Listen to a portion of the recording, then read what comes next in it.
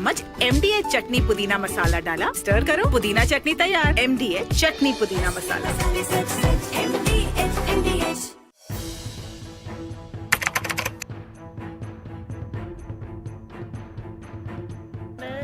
So in the past, we would see most of the terrorists who would get arrested, they would be like the people who would be working at a very low level. But today we have seen the white collar suspect.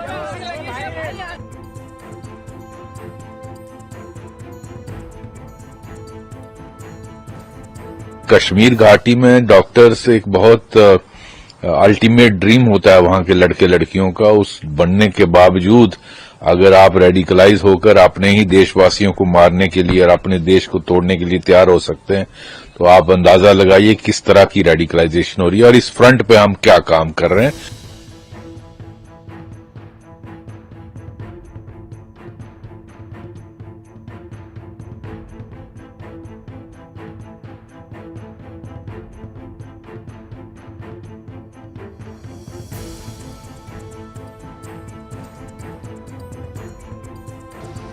Investigators have identified Maulvi Irfan Wagha, also known as Imam Irvan, from Shopian in South Kashmir, as the mastermind who blended his dual identity, that of a preacher and healthcare worker, to influence and radicalize the educated youth.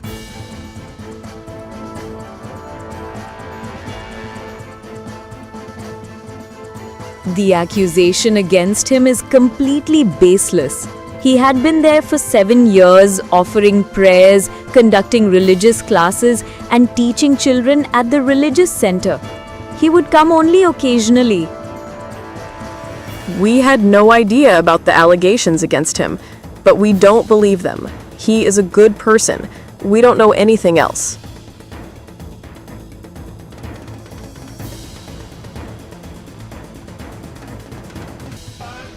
According to the ongoing investigation, Maulvi used his access at GMC Srinagar and his sermons in Naugam's local mosques to identify and influence those he saw as easy targets, pushing them towards radicalization. He used social media to radicalize highly qualified professionals. During the questioning, Irfan admitted to the police that he had radicalized Dr. Muzammil Shakil, who is the key accused of Faridabad Arms Hall. According to the officials, Imam Irvan allegedly built and expanded a white-collar terror.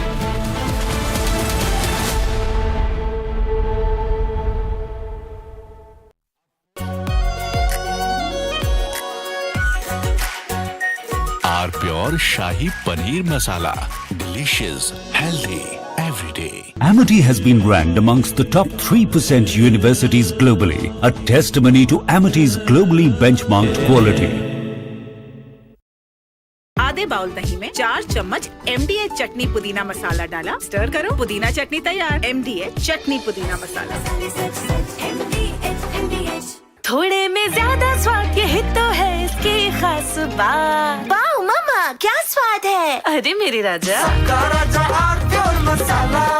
इसको घर पे लगाओगे तो शादी का तो पता नहीं, पर घर पक्का नहीं टूटेगा। रुंगटा नहीं तो घर स्ट्रॉन्ग नहीं। रुंगटा स्टील TMT बार एकदम सॉलिड। पहाड़ों में एक हाइकिंग स्टिक भी बन सकती है।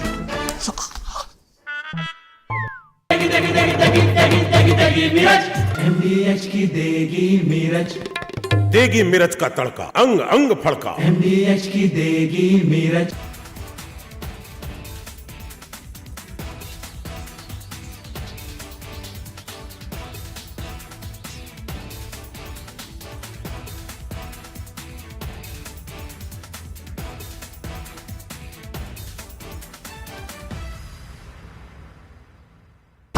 प्योर सूजी पास्ता उबालो, मिलाओ और खाओ, 8 मिनट में तैयार। क्या टेस्ट है, सबका राजा R pure masala. China and Japan are clashing verbally over Taiwan. Tensions between China and Japan have risen over Taiwan's security. Japan has signaled it may intervene in a potential conflict, viewing it as a threat to its own stability. China condemned this as meddling, issuing strong warnings and summoning diplomats. This conflict started when Japan's newly appointed Prime Minister, Sanae Takaichi, issued a direct warning to China during a session of the country's parliament. She stated that a conflict in the Taiwan Strait could represent a survival-threatening situation for Japan, implying that Tokyo might need to intervene militarily to protect its interests. This marked a bold escalation in Japan's stance on the Taiwan issue, signaling readiness to support Taiwan against potential Chinese action. Takaichi's comments, delivered amid rising... From Asia's largest news headquarters, setting the agenda for Bharat.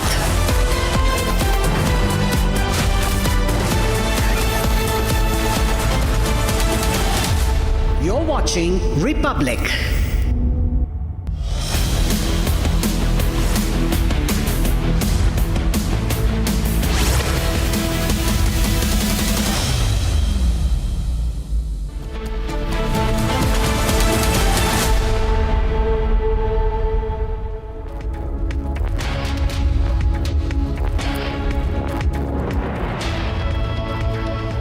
Welcome back, ladies and gentlemen. You're watching Live and Breaking with me, Kruthat Patnaik, at 8 p.m. this evening. Our top story continues to remain Cyclone Ditwah, which is about 80 kilometers away from making a landfall in India, about off the coast of Tamil Nadu and Puducherry in northern areas of Bay of Bengal, where it is expected to make landfall. It has already wreaked a lot of havoc in Sri Lanka, over 190 dead, 220 missing, and the Indian Air Force has been assisting the Sri Lankan Navy along with that to carry out rescue operations. But what is the situation going to be in India?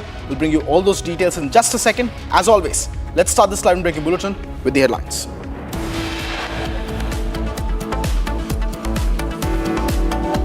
Parliament's winter session begins tomorrow. SIR air pollution to dominate the session. SIR extended by 7 days in all 12 states and union territories. Draft electoral rolls to be now submitted by December 16th. Opposition to corner the government on the SIR issued tomorrow during the winter session. 10 dead, 40 injured in a head-on collision between two buses in Tamil Nadu. 37 Maoists, including 27 carrying a cumulative bounty of rupees 65 lakhs, have surrendered in Chhattisgarh's Dantewada district.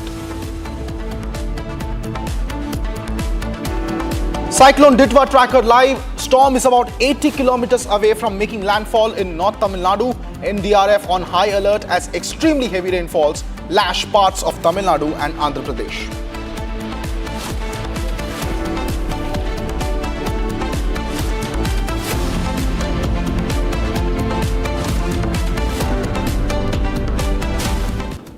And ladies and gentlemen, we start this bulletin coming in with more details from the United States of America, where Trump's special envoy Stephen Witkoff is all set to head to Moscow right before President Putin heads for New Delhi on December 4th and 5th to have talks along with Secretary of State Marco Rubio and Trump's son-in-law Jared Kushner, who are also expected to meet with a Ukrainian delegation in Miami today. That's the latest breaking news update coming in, ladies and gentlemen, on the Ukraine war front, that Stephen Witkoff has now been pushed to Moscow to have advanced stages of negotiation. This also comes after the US media was hit with a big storm of alleged allegations after a phone call of Stephen Witkoff, the special envoy, was leaked in the media, suggesting that he was a little bit tilted towards the Russian cause as a whole. And now Stephen Witkoff, despite the controversy, is going to go to Moscow to hold talks. Incidentally, on the same 2 dates when President Putin is expected to visit India on a 2-day state visit. Is it a snub to the US ambassador? Visiting with a peace deal remains to be seen. Last week, we had Ukrainian authorities remaining silent after US officials jumped the gun and suggested that Ukraine had in fact in principle accepted a peace deal as part of the 28-point plan released by President Donald Trump. However, both Russia and Ukraine in the following days have remained largely silent. The Ukrainian delegation, as I said earlier, is in Miami to hold further discussions, and Witkoff is now expected to land in Moscow. No second summit between Trump and Putin in sight, but President Putin on those 2 dates, December 4th and 5th, is certainly going to be in the national capital of Delhi for a state visit.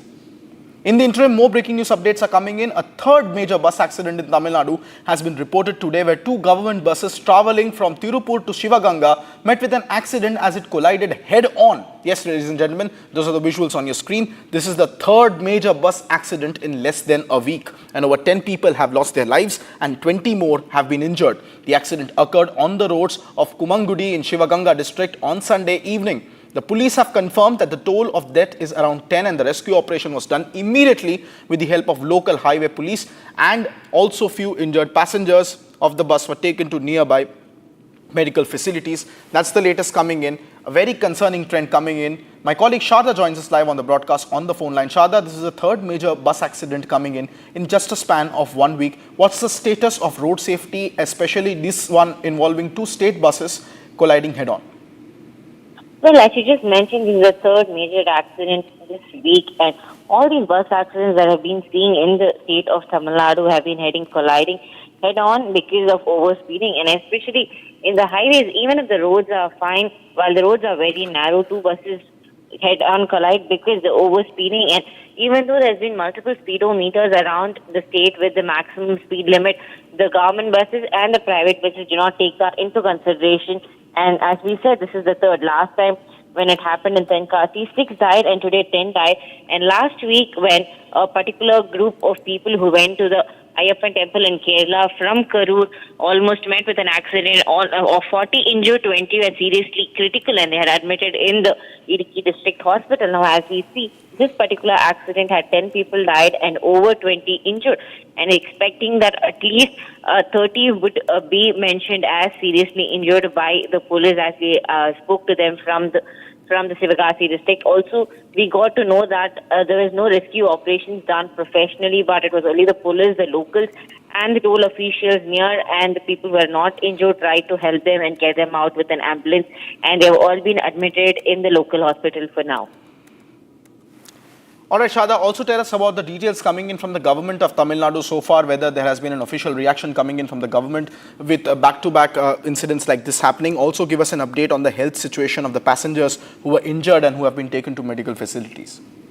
Well, the state government last time when the accident happened, the Tenkasi accident, the government said that they will be putting on more speed breakers on highways, especially the routes where the buses take. And this particular accident happened on the Tirupur and Sivagasi district, where the bus was traveling from Tirupati, which is on the northern part of Tamil Nadu, to the southern part.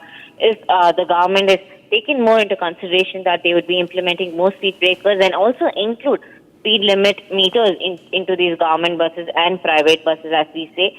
And that's the next plan of the DMK government right now. And regarding the health of the people who are injured and are admitted at the hospital, we got to know that 20 have been seriously injured and they are now seeking treatment from the district government hospital. All right. Thank you so much, Shada, for bringing us those details. Stay with us because we are also getting, ladies and gentlemen, more breaking news details about Cyclone Ditwah that has now been expected to make landfall in about a few hours. It's only 80 kilometers away from the coast of Puducherry and northern Tamil Nadu. At least 400 Indian nationals, ladies and gentlemen, are stranded at the Colombo airport as we speak, following extreme weather conditions. In the cyclone hit Sri Lanka, where Cyclone Ditwah made landfall before us. Around 150 of them were sent back to Delhi aboard a flight C-130, along with 250 of them sent to Thiruvananthapuram on the flight IL-76 from the Bandaranaike International Airport. Here, Sri Lankan officials have said that both aircraft had arrived in Sri Lanka on Saturday, carrying food and humanitarian aid for flash floods victims, and now about 400 stranded Indians have been repatriated back to India amid cyclonic conditions in Sri Lanka, which has been hit with one of the worst natural calamities through Cyclone Ditwah in the recent past. My colleague Shada continues to remain with us. Shada, do tell us about the preparedness in the state of Tamil Nadu, as Cyclone Ditwah is only 80 kilometers away from making landfall. Well, the Cyclone Ditwah is going to take at least a day more to make its landfall assured. While the cyclone has been traveling in the speed of 100 kilometers towards Chennai from the eastern side and the north, moving towards the northeast, parallelly to the coastal lines of Tamil Nadu and Puducherry.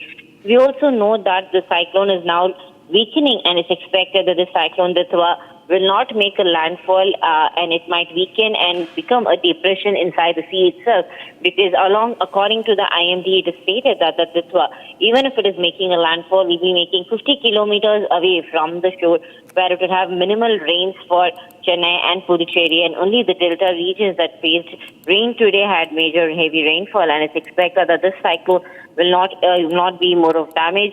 And also because of Ditwah, the main area that was damaged is Thoothukudi and Tanjavur, and also the island of Sri Lanka. Multiple flights from Sri Lanka to India were cancelled yesterday and today. And also, the High Commission of the India in Colombo has stated that they have planned for swift return home of the Indian passengers from Sri Lanka with the help of Indian Air Force and commercial airlines. And several Indian passengers, almost 1,000, were stranded in Sri Lankan airport yesterday and are expected to return as the rainfall have now reduced in the state of Tamil Nadu. Indeed, Shraddha, and we have also seen reports, as we are reporting at the moment, that 400 Indians have been successfully repatriated, ladies and gentlemen. Sri Lanka has been terribly hit, Shraddha, is what we are getting in. 193 people have been confirmed dead and 228 continue to remain missing. However, the Indian Air Force has been deployed in the region and has been cooperating alongside the Sri Lankan Navy and the Sri Lankan Air Force was carrying out rescue operations. Along with that, several Indians also have been rescued in this manner. What are the latest details that you are tracking on that joint or humanitarian operations being carried out between the Indian and Sri Lankan forces? Well, as you just mentioned, India is helping Sri Lanka completely on making sure that not just the Indian tourists, but also the people of Sri Lanka are also taken into account and being safe. And also, apart from the Indian government, which is used as INS Vikrant to make sure that the Sri Lankans are met with help, the DMK leader M.K. Stalin has also now stated that they would be working along with the Sri Lankan and also stated that with the Sri Lankan government and stated that they would be providing any help that's required medically, financially, and also make sure that the passengers are rescued from the flood.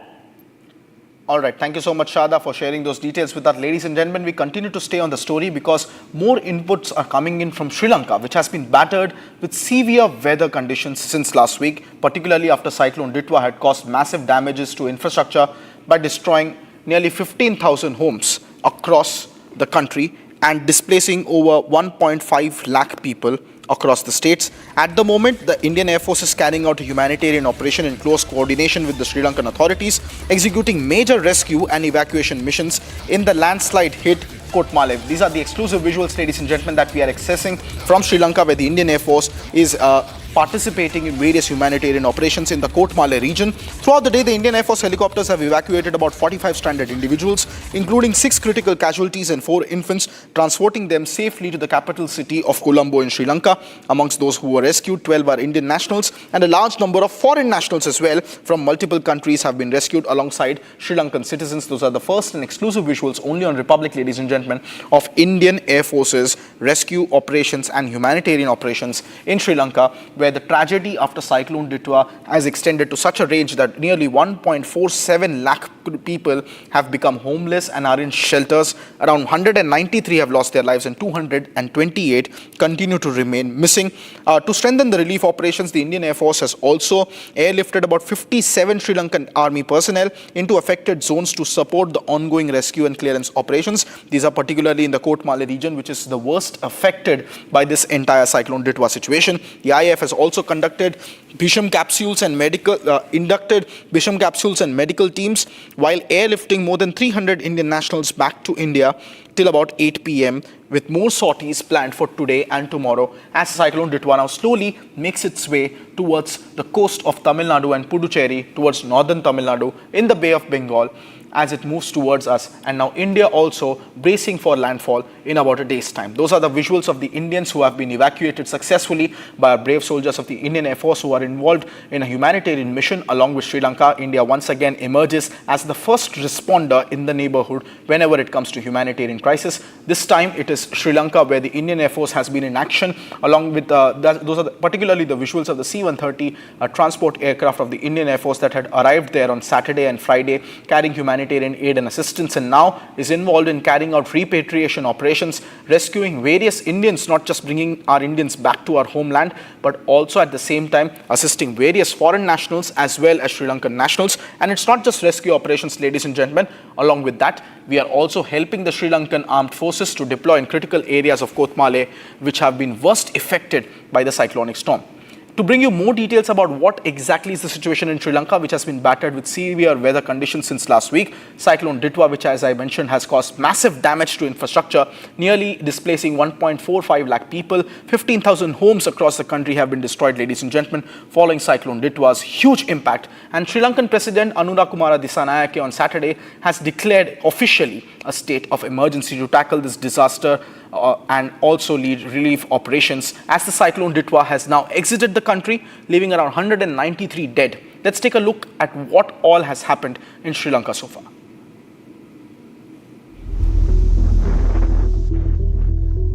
Sri Lanka stands on the edge of a humanitarian crisis as torrential rains and catastrophic floods unleashed by Cyclone Ditwah have already claimed 159 lives, while 228 people still remain missing. Following the massive devastation created by the cyclone, Sri Lankan President has declared a state of emergency throughout the island. This came after an all-party meeting on Friday in which the opposition leaders called for the state of emergency to be declared. Director General of Sri Lanka's Disaster Management Centre described how widely the cyclone is affecting the lives of people. Due to ongoing cyclone situation, a total number of 179,868 families have been affected, impacting 646,567 individuals across the country. Tragically, 132 deaths have been reported, while 176 persons are still missing. We have already opened 716 safety centers to support those who displaced. According to the Meteorological Department, this is the first time in history. Meanwhile, organizations and volunteers were working to prepare meals and collect dry goods for those who were impacted by the floods. Now with the help of people, volunteers, we are collecting dry rations and other supplementary items to be distributed among affected people. Now there are about more than 200,000 people affected due to floods, and we are actually collecting from various donors and volunteers dry rations and other things and distributing among those who are affected.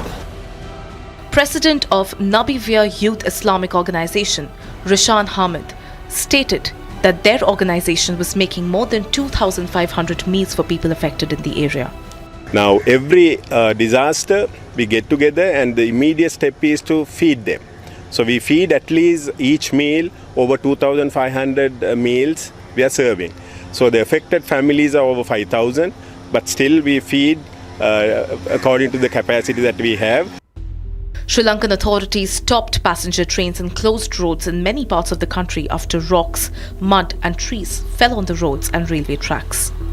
In such a disastrous situation, India has extended a helping hand to Sri Lanka, and as a part of its ongoing relief efforts, the Indian Air Force has positioned Mi-17 V5 helicopters in Colombo for swift HATR operations. Under Operation Sagar Bandhu, Chetak helicopters from INS Vikrant carried out search and rescue sorties in Sri Lanka, supporting people affected by Cyclone Ditwah. According to officials, Ditwah, which developed in the seas east of Sri Lanka, is likely to move towards India's southern coast by Sunday. It is now stagnant 80 kilometers inside the sea near Nagapattinam and is 160 kilometers away from Puducherry, while 210 kilometers away from Chennai. A red alert has also been issued to Puducherry and Kuddalore, whereas orange alert has been issued to Chennai and Ranipet, as the northern part of the state is set to receive heavy rains. As rescue teams push through flooded regions and authorities brace for Cyclone Ditwah's next move along the Indian coast, the coming hours will be crucial.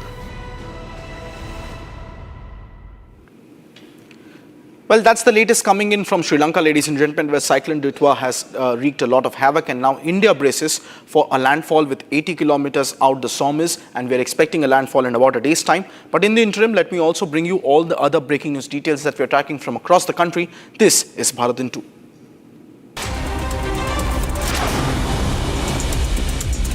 50 leaders from 36 political parties met at Parliament House complex ahead of the 2025 winter session of Parliament. The meeting was chaired by Defence Minister Rajnath Singh and the Parliamentary Affairs Minister Kiran Rijiju, who stressed on constructive cooperation.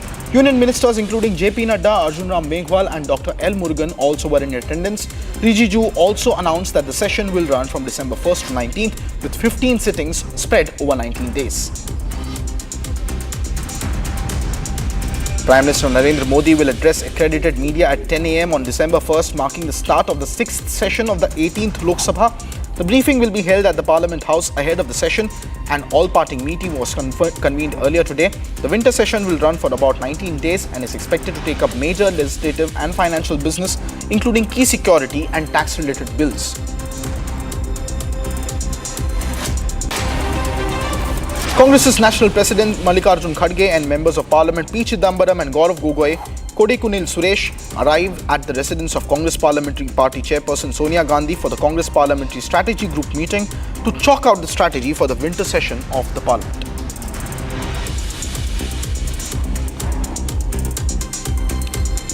As Cyclone Ditwah strengthens over the Bay of Bengal, the NDRF has deployed 30-member team in Andhra Pradesh's Nellore as a precaution. Authorities have placed the district on high alert after heavy rains hit several parts, increasing inflow of Somasila Reservoir, and causing the Penna River to swell. According to the IMD, this cyclone is expected to move northwards along the Tamil Nadu-Puducherry coast over the next 24 hours.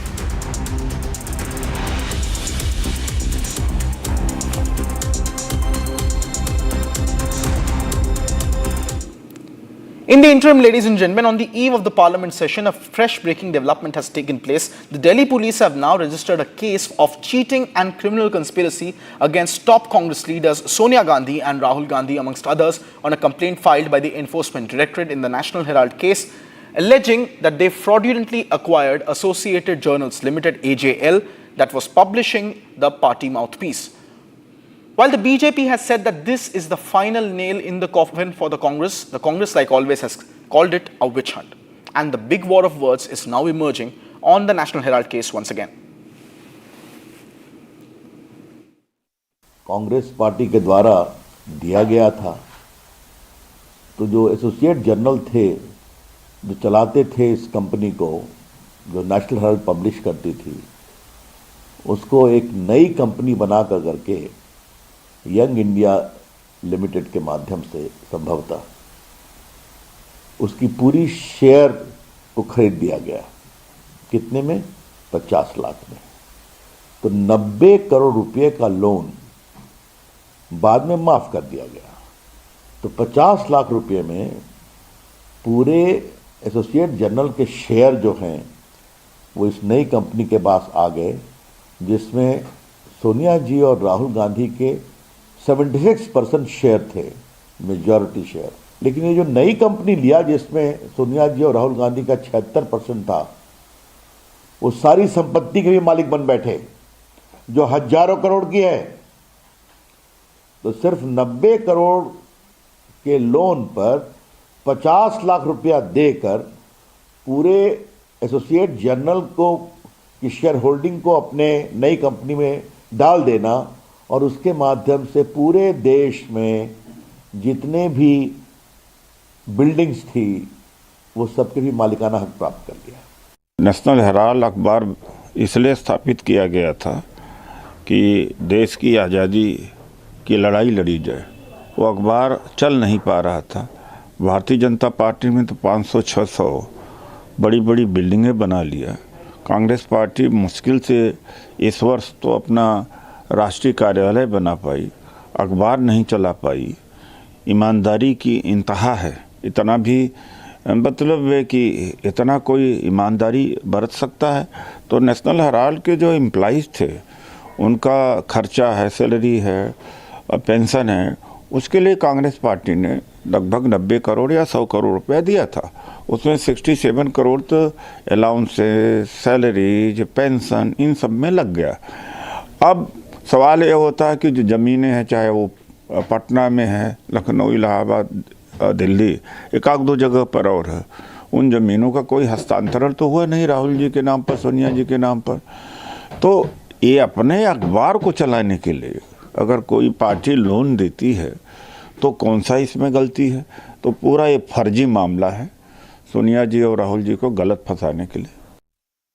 देखिए, national Herald की अगर आप गहराई तक जाएंगे तो आप पाएंगे कि किस तरह से कंपनी के शेयर्स ट्रांसफ़र हुए और किस तरह से पैसा राउंड ट्रिप करके दूसरे देशों से वापस लाया गया उसके अंदर, और उसकी ओनरशिप कुछ खास परिवार के लोगों के पास आई।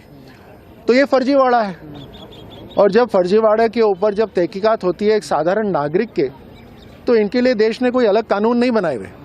तो इंक्वायरी प्रॉपर होनी चाहिए, कोर्ट के अंदर वाद विवाद होना चाहिए, डिस्कशन होना चाहिए, उसके बाद में जो देश का कानून है उस हिसाब से निर्णय होना चाहिए।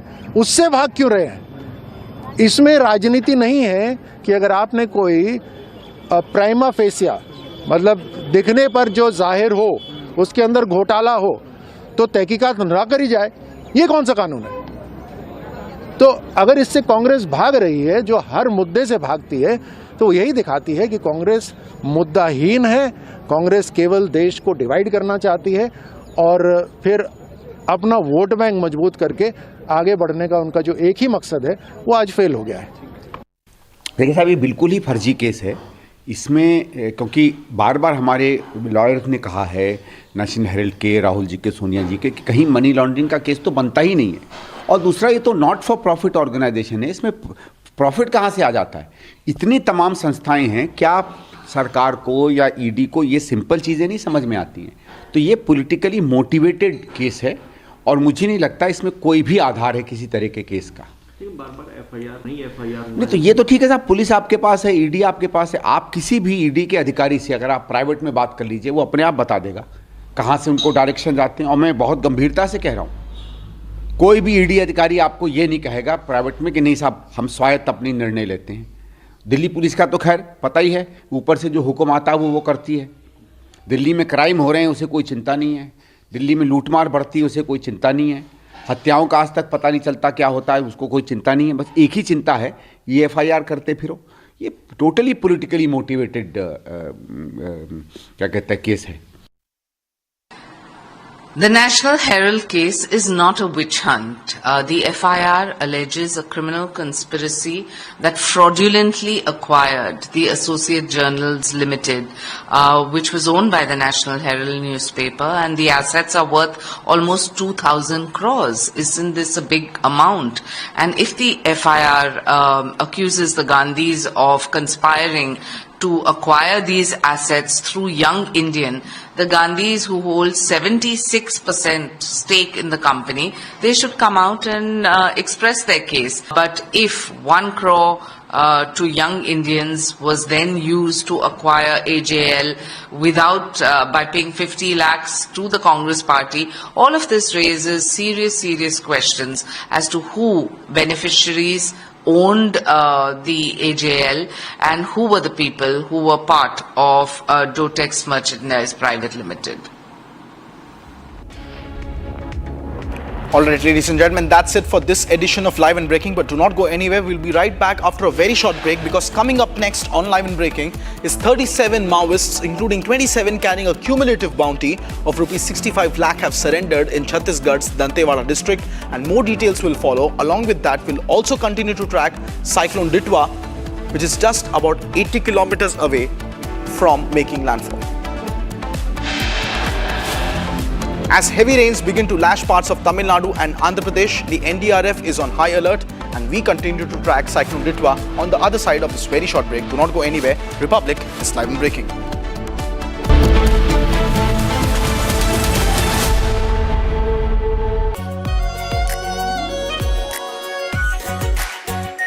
Our Pure Shahi Paneer Masala. Delicious, healthy, every day. Amity has been ranked amongst the top 3% universities globally, a testimony to Amity's globally benchmarked quality. ये है सीक्रेट रेसिपी MDH का जीरा सिप जल जीरा मसाला। सिप सिप जीरा SIP MDH का जल जीरा सिप MDH का जल जीरा सिप। थोड़े में ज्यादा स्वाद, ये तो है इसकी खास बात। वाओ मामा, क्या स्वाद है? अरे मेरे राजा, सबका राजा R pure masala.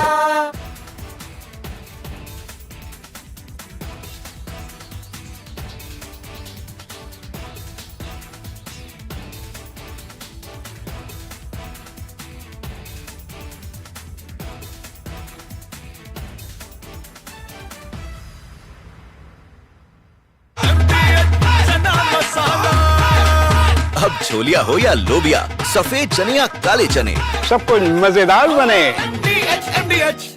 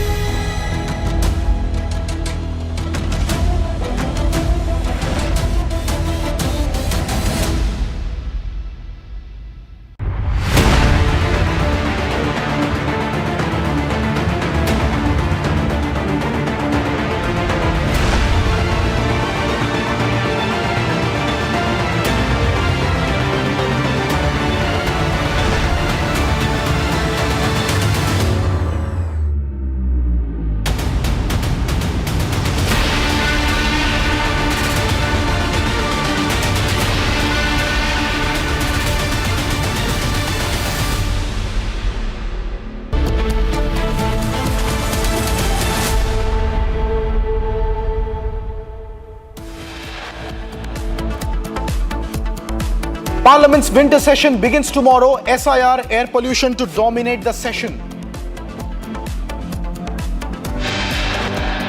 SIR extended by 7 days in all states. Draft electoral lists now to be out by December 16th. Opposition to corner the government on the SIR issue tomorrow.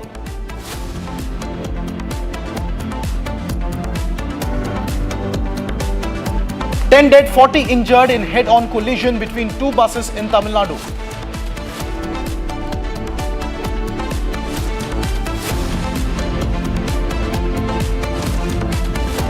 37 Maoists, including 27 carrying a cumulative bounty of Rs 65 lakh, surrender in Chhattisgarh's Dantewada district.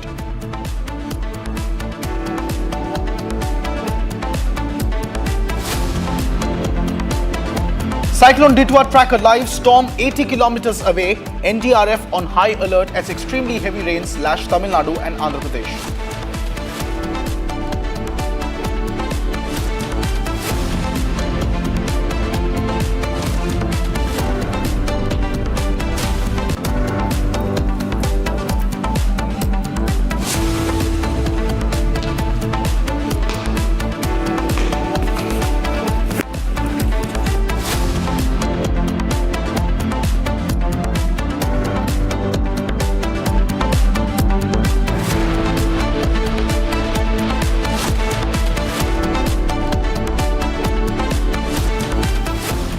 Thank you for staying with us, ladies and gentlemen. An all-party meeting was convened by the government ahead of the winter session of the Parliament, bringing together leaders across the political spectrum on the eve of a short but high-stakes session. Held at Parliament House, the meeting reportedly witnessed the opposition flagging a range of issues it wants to raise in both the houses of the Parliament, including the special intensive revision of the electoral rolls, the recent Delhi blast and the key foreign policy concerns. Here is all that you need to know if you're looking forward to the winter session of the Parliament that's all set to begin from 11 a.m. tomorrow. The Centre on Sunday convened the all-party meeting ahead of the winter session of the Parliament. Defence Minister Rajnath Singh, Parliamentary Affairs Minister Kiren Rijiju and Minister of State Arjun Ram Meghwal represented the government at the meeting. Meanwhile, the opposition was represented by Congress leaders Gaurav Gogoi and Pramod Tiwari, DMK's T.R. Balu, TMC's Derek O'Brien and IUML's E.T. Mohammed Bashir. Ahead of the winter parliament session, Union Minister Arjun Ram Meghwal said that the upcoming parliament session is likely to have active discussions. इस बार ऐसा लग रहा है कि चर्चा होगी और विपक्ष के जो दल हैं वो भी कई मुद्दे लेकर आए हैं ना, इसलिए लगता है चर्चा हो। पिछले बार के बाद और इस बार में परिस्थितियां बदली, उसके बाद बिहार का चुनाव हुआ। बिहार के चुनाव में भी जनता ने अपना कुछ मतदान के करके जो मत सुनाया, उसके बाद परिस्थितियां बदली भी है ना। As the all-party meeting ended, Parliamentary Affairs Minister Kiren Rijiju stated that the meeting was very productive. आज मीटिंग क्योंकि बहुत पॉजिटिव नोट में मीटिंग हुई है, मैं फिर से ऑल पार्टी फ्लोर लीडर्स जो आज पार्टिसिपेट किए हैं सबको मैं धन्यवाद देता हूं। Meanwhile, responding to the opposition's take over the SIR, Kiren Rijiju said that the government is open to hearing their concerns and is ready for a discussion. Within the opposition party, there are many floor leaders who are interested in running the house and also raising the issue. So it is not correct that all the opposition parties are prepared to stall the parliament proceedings by raising SIR issue only. The issue came up, but it is not that they are not interested to run the parliament. Adding to the remarks, SPMP Ram Gopal Yadav stated that the Samajwadi Party alleged large-scale pressure on officials to remove voters. Samajwadi party की तरफ से केवल ऐसा ही है, इसमें बहुत बड़े पैमाने पर अधिकारियों के दबाव में BLOs आत्महत्या कर रहे हैं, उनसे वोट काटने के लिए कहा जा रहा है, उनको अलग, जैसे हमारे यहाँ इटावा है, इटावा में सारे लोगों को कैटेगरी C में डाल दिया है। इटावा ज़िले में 7 लोकसभा के सदस्य हैं, 1 राज्यसभा का सदस्य है, 3 MLAs हैं, सब कैटेगरी C में, सब जाने कब से वोट डाल रहे हैं। तो ये अनियमितताएं इतनी ज़बरदस्त मनमाने तरीके से हो रही हैं, ये सिर्फ इसलिए हैं कि C में जो डाल दिया जाएगा उसको नोटिस देंगे। मान लो नोटिस नहीं देते हैं तो आपको पता ही नहीं चलेगा, वोट कर जाएगा, वोट नहीं बन सकता। TMC leader Kalyan Banerjee also emphasized that they are ready to cooperate in running the house. No, we have not said so. We are still we are still expecting that when all the oppositions have said that SIR should be discussed, we think that good sense will be prevail upon the ministry and they should begin the discussion of the SIR. Yep. Further, commenting on the winter session of the Parliament, JDU National Working President and MP Sanjay Kumar Jha praised the Election Commission for its remarkable work. देखिए, बिहार में last session भी wash out हो गया और exercise से बिहार में हो रहा था और पार्लियामेंट यहाँ बंद करा रहे थे। पूरा बिहार में SIR का काम 1 महीने में हुआ। एक कंप्लेन नहीं आया है जो कोई ये कहे कि वोटर लिस्ट में उसका नाम काट दिया गया। SIR के एक्सरसाइज के बाद बिहार में इलेक्शन हो गया। इतना बड़ा इलेक्शन हुआ, पूरे इलेक्शन में हाईएस्ट टर्नआउट हुआ है बिहार में। इतना वोटर टर्नआउट आज तक बिहार में नहीं हुआ। कोई एक आदमी ने नहीं कहा कि उनका वोटर लिस्ट में नाम नहीं था या काट दिया गया। और इलेक्शन वायलेंस फ्री था। इलेक्शन में एक जगह रिपोलिंग नहीं हुई। इलेक्शन कमीशन ने रिमार्केबल काम किया, इतना बढ़िया तरीके से इलेक्शन करवाया। The winter session will run from December 1st to 19th and will include 15 sittings, and Parliament is expected to take up major legislative and financial businesses. As the all-party meeting concluded for the day, leaders highlighted both cooperation and contention. Some of the government ministers praised productive discussions, while opposition MPs raised concerns over the SIR setting up a closely watched winter session.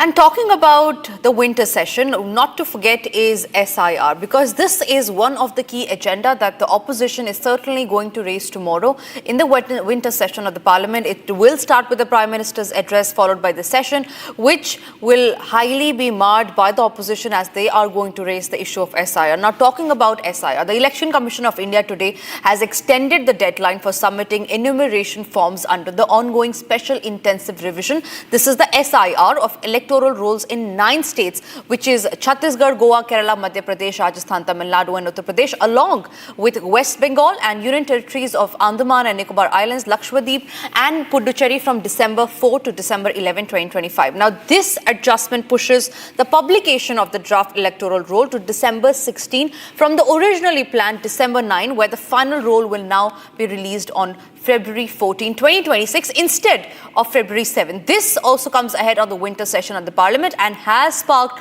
a huge political debate already. As the Parliament gears up for the winter session from tomorrow, the opposition is all set to take on government on the issue of SIR. An all-India party meeting was held by the centre today to build consensus for the upcoming session. But what became clear with the statement of opposition MPs is that SIR remains at the top of opposition's agenda and is likely going to dominate all discussions in the session.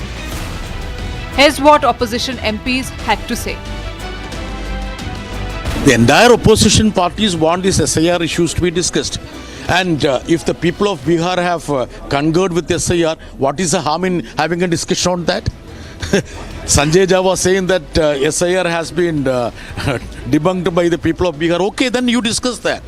That is I have told generally about the entire thing. In that was my main topic also, SIR. In that way I have said all this kind of irregular kind of things are going on. I have very strongly submitted that. The centre says it is open to discussion on all issues, but MPs have pointed out that 14 bills have already been listed for the session, leaving not much time for detailed discussion. This session is only for 15 days, and out of that 3 days will be assigned for private member day. And in that case only 12 days, and the government has listed 14 bills.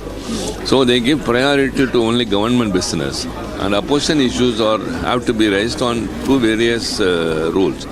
Short duration discussion or calling attention, which never the government yields to. People of Bihar have shown the result. They said if you don't talk about the issues that are related to the common man, instead of that, if we waste time in the parliament, and they've shown the result in Bihar. And I request the opposition parties not to fall in the trap of Congress again. Before this, monsoon session of the Parliament had ended with the record low productivity of just 31% in Lok Sabha, with disruptions from the opposition dominating the discussions. Although Parliamentary Affairs Minister seems assured that opposition will let the House function, the issue of SIR will certainly be a topic of debate and contention.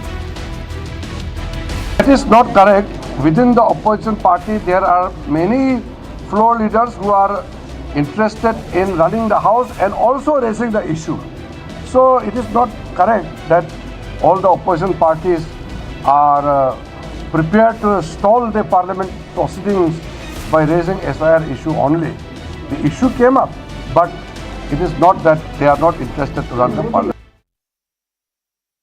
Talking about the national capital, the Delhi police has registered an FIR against Congress leaders Sonia Gandhi and Rahul Gandhi, among others, including Suman Dubey, Sam Pitroda, Young Indian and others, based on a complaint from the Enforcement Directorate under sections of the Indian Penal Code related to criminal conspiracy, dishonest misappropriation and breach of trust and cheating.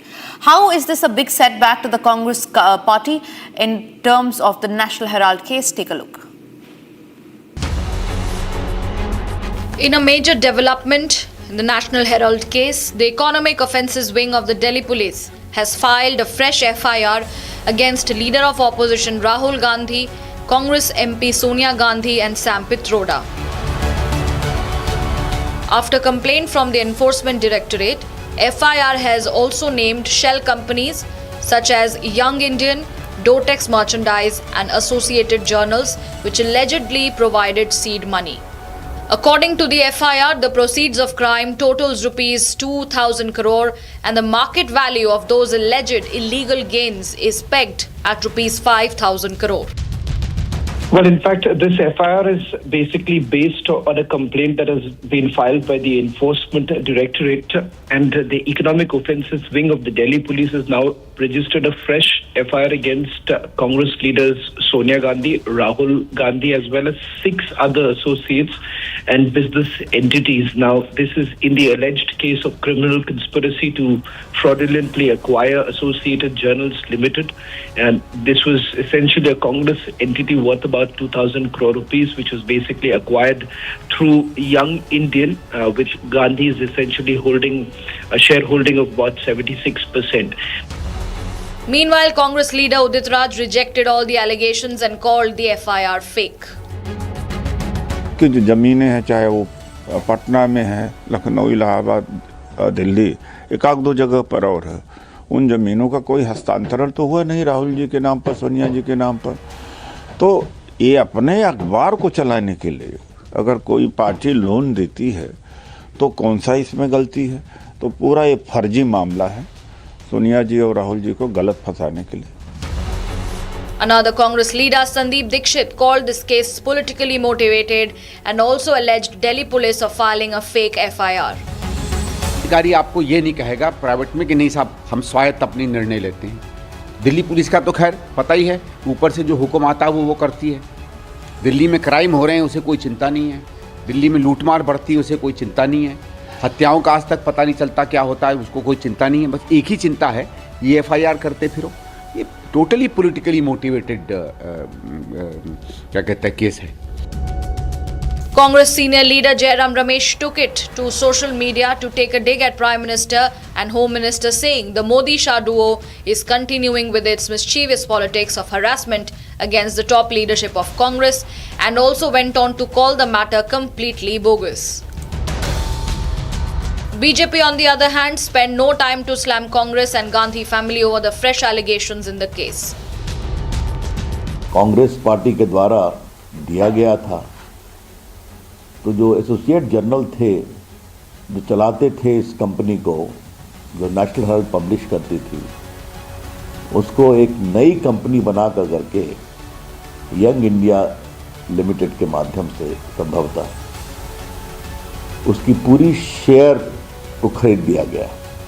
कितने में? 50 लाख में। तो 90 करोड़ रुपए का loan बाद में माफ कर दिया गया।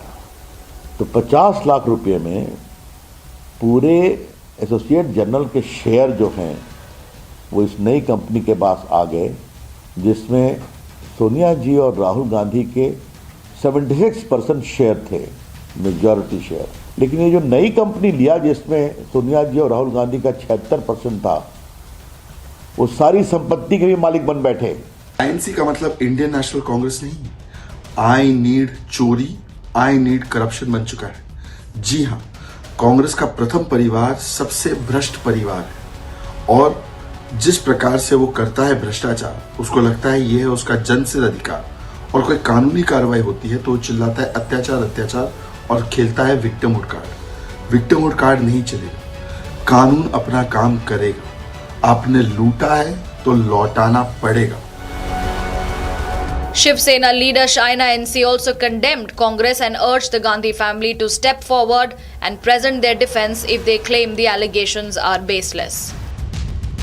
The National Herald case is not a witch hunt.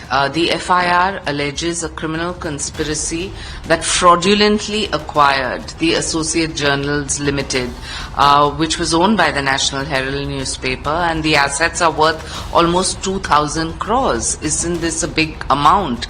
And if the FIR accuses the Gandhis of conspiring to acquire these assets through Young Indian, the Gandhis who hold 76% stake in the company, they should come out and express their case. Meanwhile, as the winter session begins tomorrow, the centre and opposition are set to lock horns over the National Herald FIR against the Gandhis.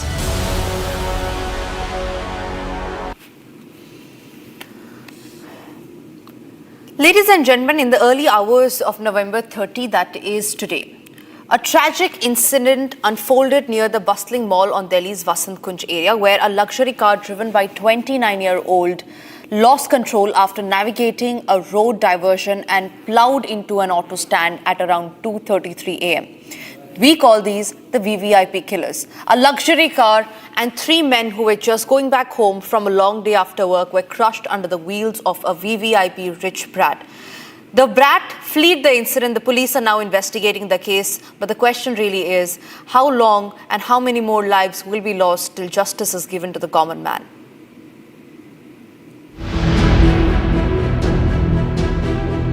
During the wee hours of today, a tragic accident took place near Vasant Kunj, claiming 1 life and leaving 2 others injured.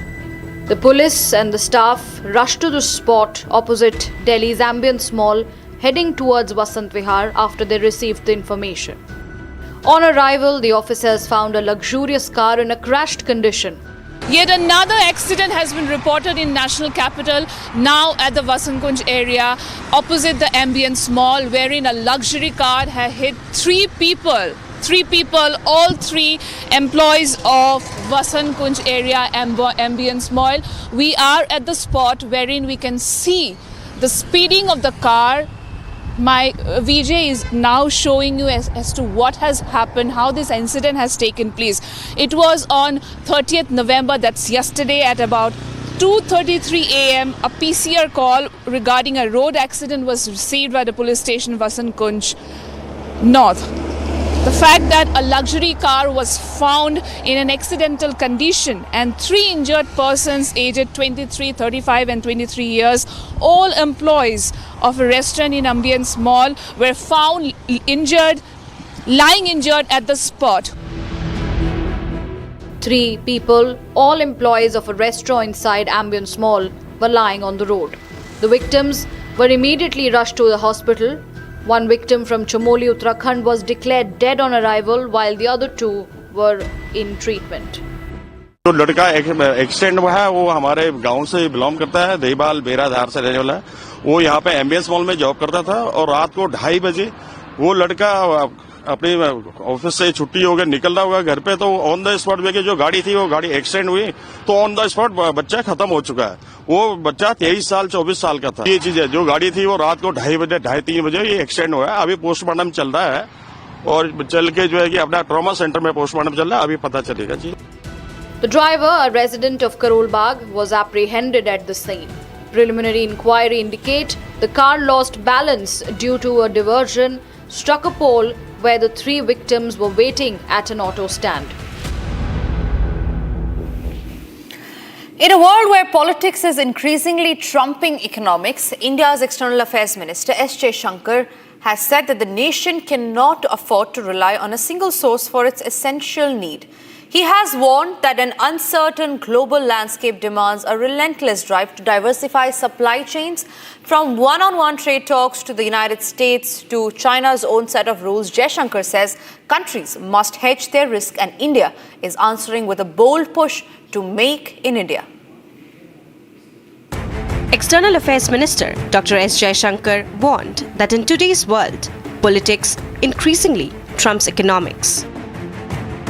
Speaking at an event, he stated that in an uncertain world, the nation must continuously diversify its supply sources to guarantee its essential needs.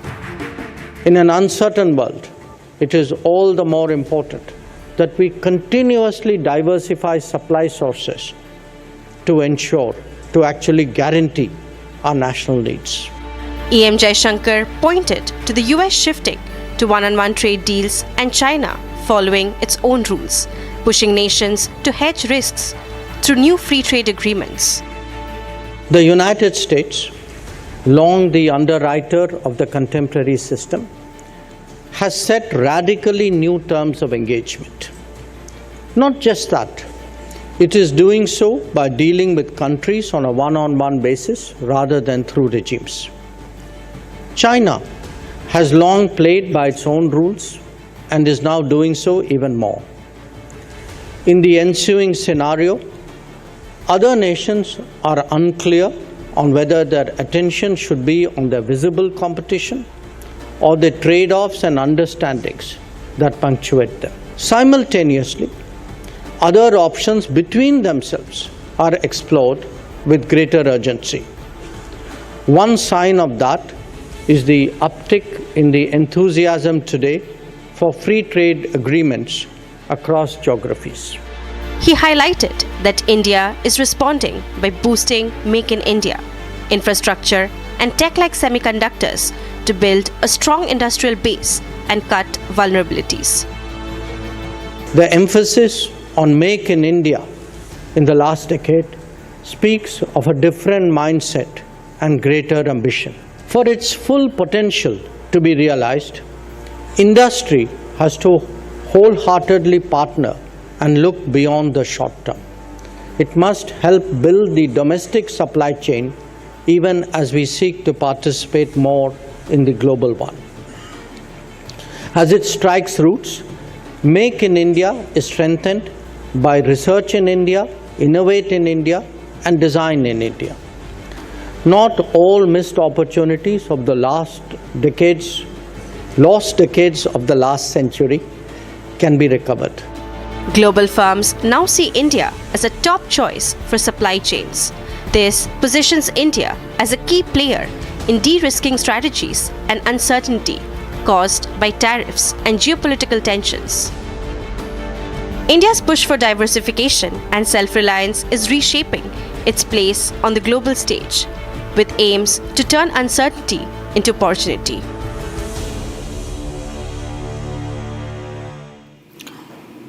And moving on to the last story that we're tracking on this edition of Live and Breaking. Sri Lanka has been battered by severe weather since last week. Cyclone Ditwah has caused massive damage to infrastructure by destroying nearly 15,000 homes across the country. Following Cyclone Ditwah's huge impact, Sri Lanka's President Dinsake on Saturday had declared a state of emergency to tackle the disaster relief operations as Cyclone Ditwah exited the country, leaving 159 people dead. What could be its after effects on India? Take a look on what you should be expecting.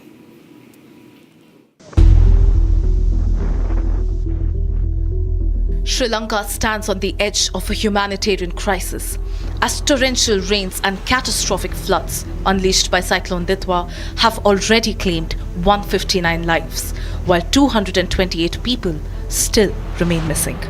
Following the massive devastation created by the cyclone, Sri Lankan President has declared a state of emergency throughout the island. This came after an all-party meeting on Friday in which the opposition leaders called for the state of emergency to be declared. Director General of Sri Lanka's Disaster Management Centre described how widely the cyclone is affecting the lives of people. Due to ongoing cyclone situation, a total number of 179,868 families have been affected, impacting 646,567 individuals across the country. Tragically, 132 deaths have been reported, while 176 persons are still missing. We have already opened 716 safety centers to support those who displaced. According to the Meteorological Department, this is the first time in history. Meanwhile, organizations and volunteers were working to prepare meals and collect dry goods for those who were impacted by the floods. Now, with the help of people, volunteers, we are collecting dry rations and other supplementary items to be distributed among affected people. Now, there are about more than 200,000 people affected due to floods, and we are actually collecting from various donors and volunteers dry rations and other things and distributing among those who are affected. President of Nabivya Youth Islamic Organization, Rishan Hamid, stated that their organization was making more than 2,500 meals for people affected in the area. Now, every disaster, we get together and the immediate step is to feed them. So we feed at least each meal over 2,500 meals we are serving. So the affected families are over 5,000, but still we feed according to the capacity that we have. Sri Lankan authorities stopped passenger trains and closed roads in many parts of the country after rocks, mud and trees fell on the roads and railway tracks. In such a disastrous situation, India has extended a helping hand to Sri Lanka, and as a part of its ongoing relief efforts, the Indian Air Force has positioned Mi-17 V5 helicopters in Colombo for swift HATR operations. Under Operation Sagar Bandhu, Chetak helicopters from INS Vikrant carried out search and rescue sorties in Sri Lanka, supporting people affected by Cyclone Ditwah. According to officials, Ditwah, which developed in the seas east of Sri Lanka, is likely to move towards India's southern coast by Sunday. It is now stagnant 80 kilometers inside the sea near Nagapattinam and is 160 kilometers away from Puducherry, while 210 kilometers away from Chennai. A red alert has also been issued to Puducherry and Kuddalore, whereas orange alert has been issued to Chennai and Ranipet, as the northern part of the state is set to receive heavy rains. As rescue teams push through flooded regions and authorities brace for Cyclone Ditwah's next move along the Indian coast, the coming hours will be crucial.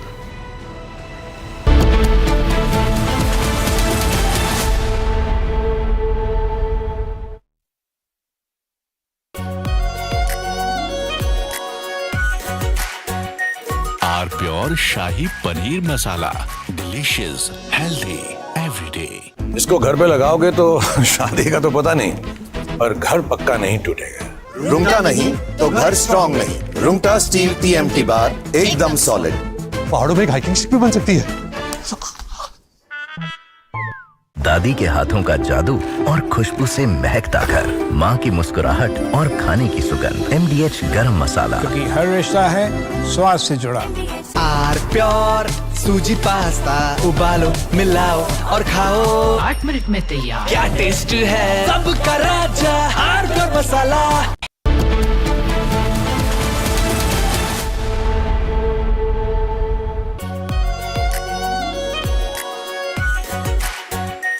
Are pure shahi paneer masala, delicious, healthy everyday.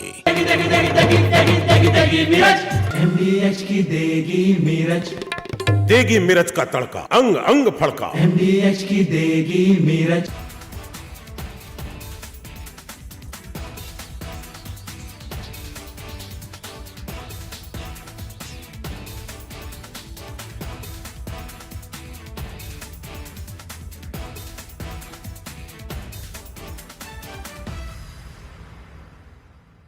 थोड़े में ज्यादा स्वाद, यही तो है इसकी खास बात। वाओ मामा, क्या स्वाद है। अरे मेरे राजा, सबका राजा R pure masala.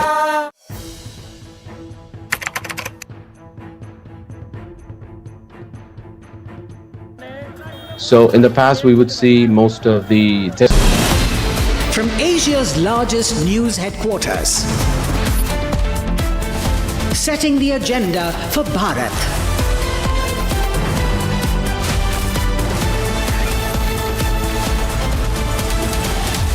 You're watching Republic.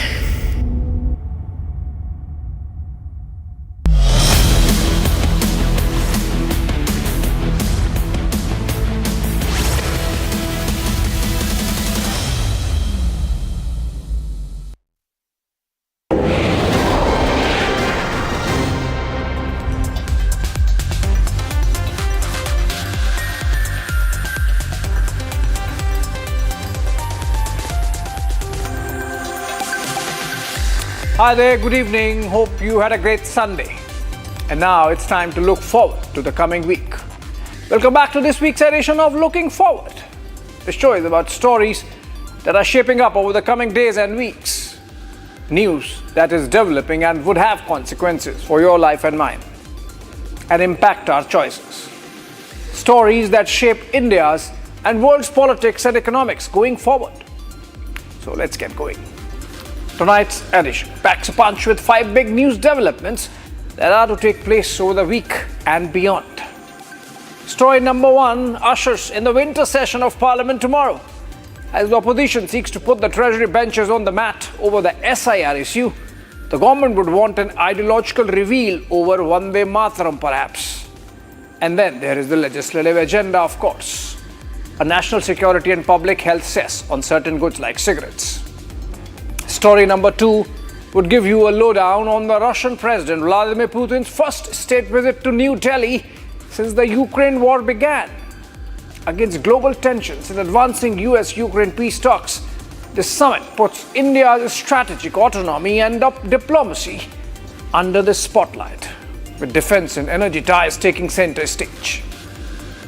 Story number 3 tonight takes us to Moscow, where US envoy or presidential envoy Steve Witkoff arrives for high-stakes talks amid diplomatic turmoil and conflicting peace claims over Ukraine, whether we have a deal or not. Did Trump jump the gun? More importantly, did he read from a Russian wish list? That's the talk. Story number 4 takes us to West Bengal, back home, where the Mamata Banerjee government has unexpectedly reversed course on the contentious Waqf Amendment Act after months of resistance. With the crucial deadline looming, we delve into what prompted this dramatic political shift in the state, not the first time on the SIR issue also. And finally, story number 5 is on the thawing of India-Canada trade relations after a prolonged freeze triggered by diplomatic tensions. With fresh talks set to resume, have we put the Trudeau era firmly behind us? Let's begin with the headlines first.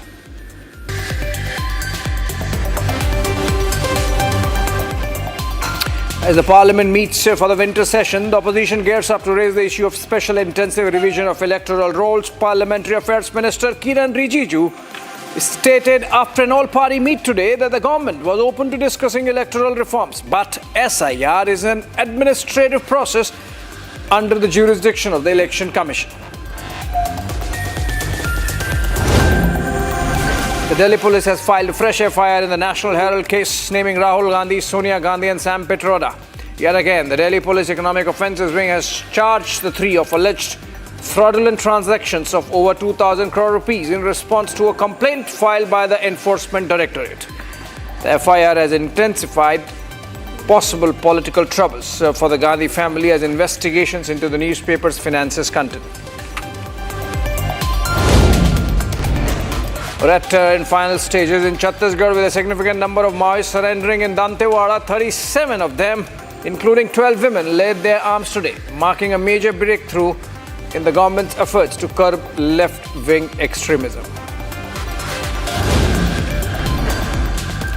Eastern coastal states remain on high alert. Delhi police has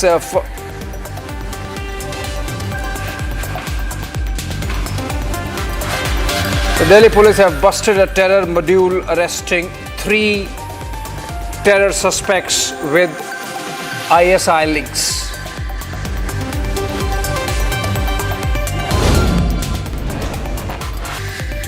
Eastern coastal states remain on high alert with Cyclone Ditwah moving northwards, causing torrential rains in the region. The cyclone had hit Sri Lanka before impacting Tamil Nadu, causing over 200 deaths in the country. The Indian Air Force, along with NDRF, are carrying out Operation Sagar Bandhu, a rescue operation for the flooded regions of Sri Lanka. Even as low-lying areas in Tamil Nadu, Puducherry and Andhra Pradesh are also being closely monitored. Last, Damocles sword hangs over Pakistan Army Chief Field Marshal Asim Munir as the notification extending his tenure and making him the first Chief of Defence Forces is pending due to Prime Minister Shehbaz Sharif's absence. Pakistan media reports suggested Munir might have to wait till Sharif returns from London, where he has gone to confabulate with his elder brother and former Prime Minister Nawaz Sharif.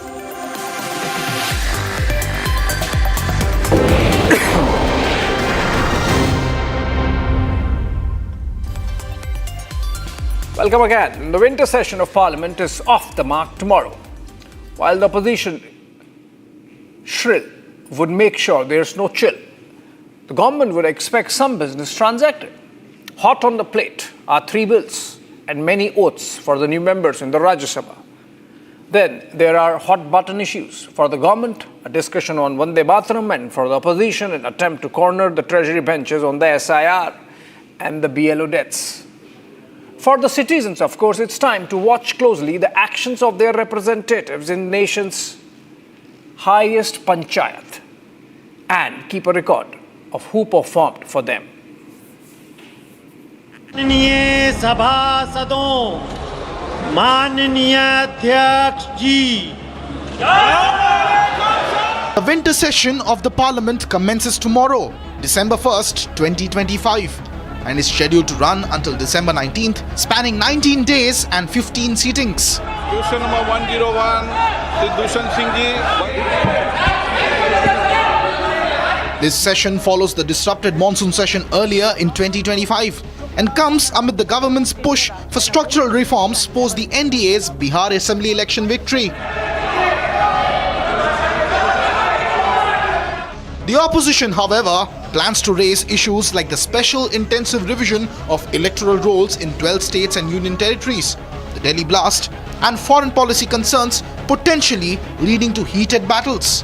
Discussions on Vande Mataram and its historical significance are also expected, with calls for its recitation in both houses. सदन के अंदर अपनी seat पे बैठिए। सदन स्थगित कर दूं? नहीं करना चाहते आप चर्चा? जिस तरह से जल्दबाजी में SIR की जा रही है, इससे करोड़ों लोगों के वोट कटने की आशंका हो गई। गंभीर अनियमितता है। लोग आत्महत्या कर रहे हैं। देखिए, इस लड़के ने कल आत्महत्या की और चिट्ठी लंबी लिखी। देखिए, हम इस हाउस को नहीं चलने देंगे अगर SIR पर चर्चा नहीं होगी। The Congress, walking on the footsteps of the Samajwadi Party, also plans to raise the issue of SIR and Delhi blast case.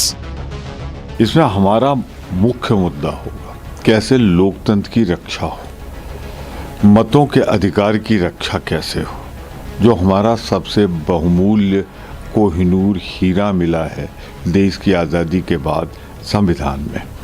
जिस तरह SIR कराई जा रही, इतने कम समय में तो एक जिले की नहीं हो सकती, पूरे प्रदेश की कैसे होगी। आतंकवादी गतिविधियां अब दिल्ली में आकर दस्तक दे रही, जिस तरह ब्लास्ट हुआ और जितनी रिकवरी है वो एक भयावह स्थिति है। पूरी तरह गृह मंत्रालय असफल हो गया है। और सबसे बड़ी बात है जिस तरह लोकतंत्र की हत्या, वोटों के अधिकार छीने जा रहे हैं, वो हमारा मुख्य मुद्दा होगा। Meanwhile, the CPIM has also decided to corner the government on the issue of SIR majorly. The entire opposition parties want these SIR issues to be discussed. And if the people of Bihar have concurred with SIR, what is the harm in having a discussion on that?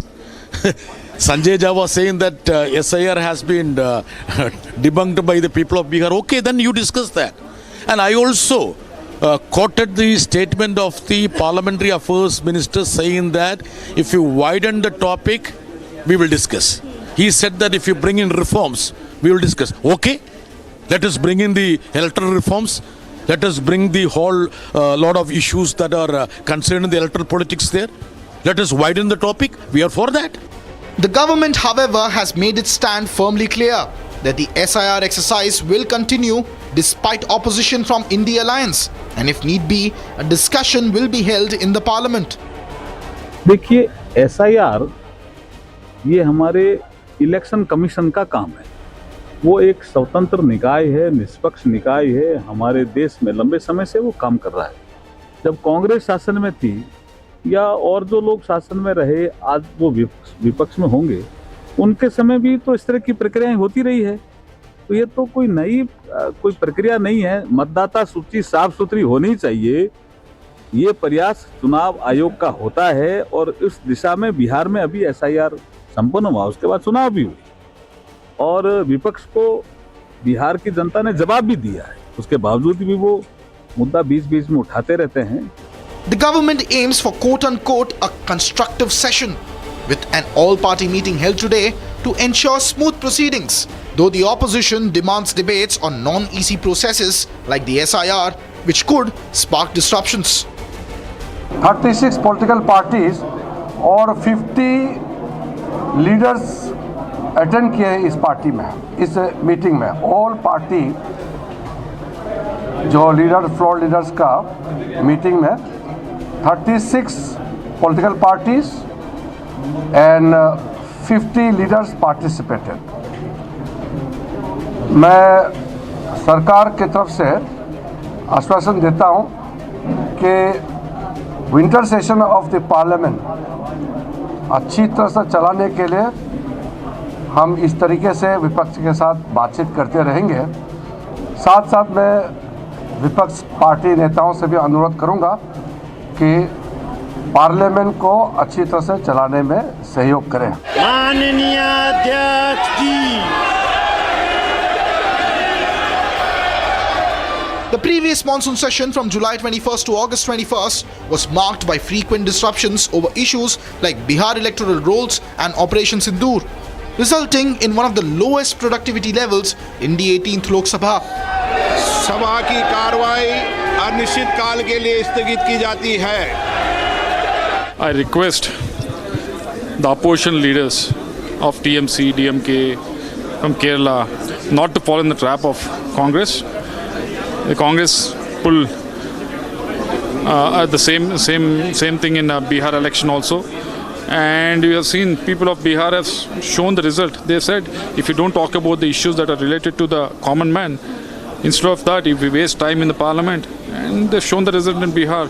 And I request the opposition parties not to fall in the trap of Congress again and stall the parliament on this issue.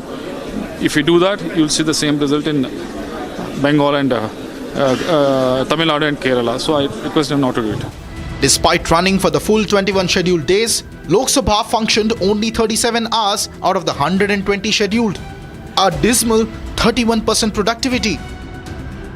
Meanwhile, Rajya Sabha functioned for 41 hours and 15 minutes out of the approximately 106 scheduled, another dismal 38.8% of productivity. देखिए, सर्वदलीय बैठक संसदीय परंपराओं के अनुरूप आयोजित की गई है और सभी दलों के जो फ्लोर लीडर्स हैं, प्रतिनिधि हैं, वो इस बैठक में उपस्थित हुए हैं। माननीय राजनाथ सिंह जी की अध्यक्षता में सभी लोगों ने अपने अपने पक्ष रखे हैं और 14 बिल्स इस बार लिस्टेड हैं। सरकार की ये कोशिश होगी कि ये 15 दिन का हमारा जो वर्किंग डेज है विंटर सेशन में सुचारू ढंग से चले और सरकार की ओर से सभी राजनीतिक दलों से यही पेशकश की गई है कि सभी लोग सदन को सुचारू ढंग से चलाने में सहयोग करें और जो भी आवश्यक विषय हैं उस पर सरकार चर्चा के लिए समय भी निकालेगी। हमारी कोशिश होगी कि ये विंटर सेशन जो है इसका पूरी तरीके से जनहित में उपयोग हो सके। The government has lined up around 10 bills for introduction, with a focus on opening sectors to private investment, easing compliance and consolidating regulations. Here's the summary of the key bills.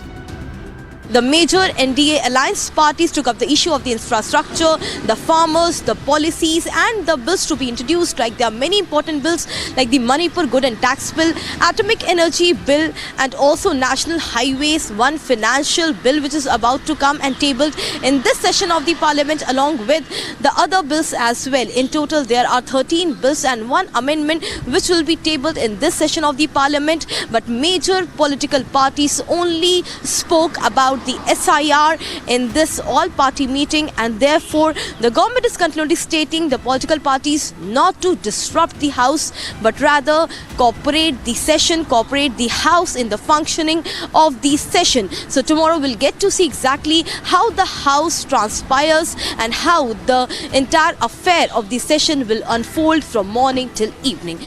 Other notable mentions include the Manipur Goods and Service Tax Bill and Central Excise Bill along with maritime reforms. On the very first day, the Lok Sabha is set to table 3 new bills, including the Manipur Goods and Service Tax Second Amendment Bill to bring Manipur's GST in line with Centre's new GST slabs, the Centre Excise Amendment Bill, which is likely to simplify the CGST norms, and the National Security Cess Bill, which will levy new cess to support government's national security and public health missions. Meanwhile, in Rajya Sabha, the 3 newly elected members of Parliament from Jammu and Kashmir of the National Conference will be administered the oath of office by new Vice President C.P. Radhakrishnan, who will be presiding over the session for the first time since former Vice President Dhankar's ouster. The session's success will depend on balancing these reforms with opposition's demands, potentially avoiding the monsoon session's pitfalls for higher productivity. You see, in the interest of democracy, opposition parties do need to, address issues which face the people. Now, in Bihar, we saw how this SIR became a very big issue. And with the BJP now moving towards West Bengal, and again, we are going to see that, this SIR issue is going to be a very big part of the entire electoral process of the state, where the BJP is determined, like the Prime Minister said, the Ganges flows from Patna to West Bengal. So what they are looking at is how to get back into power in West Bengal, and this is something which the Congress has, and Rahul Gandhi particularly has been facing this issue. He has been talking about it. He's been talking about how multiple votes are being cast by one person in different guises from different states, and how it's not a very fair and free election. So this issue does concern democracy. It does concern the people. It does concern the entire electoral process. So I think that the opposition is perfectly within its rights to take up this matter. The problem of the Indian opposition is that they are the most disruptive ever. Their agenda is not to allow the government's agenda to go through. That's it. They don't want discussion. They don't want debate. Parliament is a place for policy, not permanent protests. And in spite of their efforts, we have managed to push through, and we have made sure that the functioning of the Parliament does not get hampered. Even if you look at the last session of Parliament, 12 out of the 14 bills introduced in Lok Sabha were passed. But, the opposition has a different agenda, but one goal. Don't allow Parliament to function. So at some time it's Pegasus, sometimes it's CA, sometimes it's Manipur, sometimes it's SIR. It can be anything at all. Their one agenda is do not allow the government to function. And I think that's terribly negative. And we need to put a full stop to this. The work of the Parliament is not measured in the number of days we put into the Parliament. It is actually measured in the kind of result we have. So if you look at the budget session, the productivity of Lok Sabha was 118%. And this is in spite of the opposition's disruptions. Will the House function to its productivity, or will the opposition yet again resort to stalling of the session? The time will tell, starting tomorrow. सभा की कार्रवाई अनिश्चित काल के लिए स्थगित की जाती है. All right, moving on. In the midst of a world divided by war and tariffs, against the backdrop of an ICC arrest warrant and a grinding Ukraine conflict, Russian President Vladimir Putin is flying down to New Delhi. On December 4th and 5th, Putin will be on his first state visit to India since the Ukraine war began. Amidst advanced US-Ukraine peace talks, this summit tests India's doctrine of peace and strategic autonomy, hosting President Putin despite Western pressure, while deepening defense and energy ties that have weathered Trump's tariff storm. As Modi's peace mantra echoes, we unpack why Putin chose India now, the S-400 success story, the Su or Sukhoi 57 revival, and how New Delhi balances Washington to protect national interests.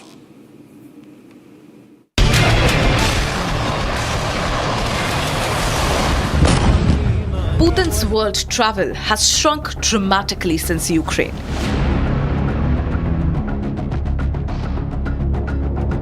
With the ICC warrant in place, Putin's foreign visits have been limited, sometimes North Korea, sometimes China. Dropped from the G8, Putin has been attending even the BRICS summit virtually. But something changed this year when Prime Minister Modi and President Putin shared a candid, long conversation inside the Russian president's limousine in Tianjin en route to their bilateral summit venue. The last 10-11 years, Prime Minister Modi has also made a very personal relationship with the President Putin. And as you can see, the global geopolitics has changed. Politics within India has also changed. There is also change in Russia, but India-Russia partnership has been very stable. And this has shown by all, many recent, not just only by meetings, but, we can see that even during the Ukraine war, India has continued to take a very neutral position. Now, despite the warrant, Putin is set to visit for a full 2-day Indian state visit, an honor India extends to him as a non-ICC state. If a sovereign country decide to host any political leader, I think the countries have a right to do that. In fact, there has also been ICC warrant against the Israeli Prime Minister, but he has also visited many countries. So it's up to the, because these are more or less political, I would say, judgments. So countries decide on their own, within their own foreign policy, how they want to conduct their foreign policy. The timing of this visit is electric. Putin arrives amid US-Ukraine peace deal endgame. Meanwhile, India's position on the matter is consistent. This is not an era of war.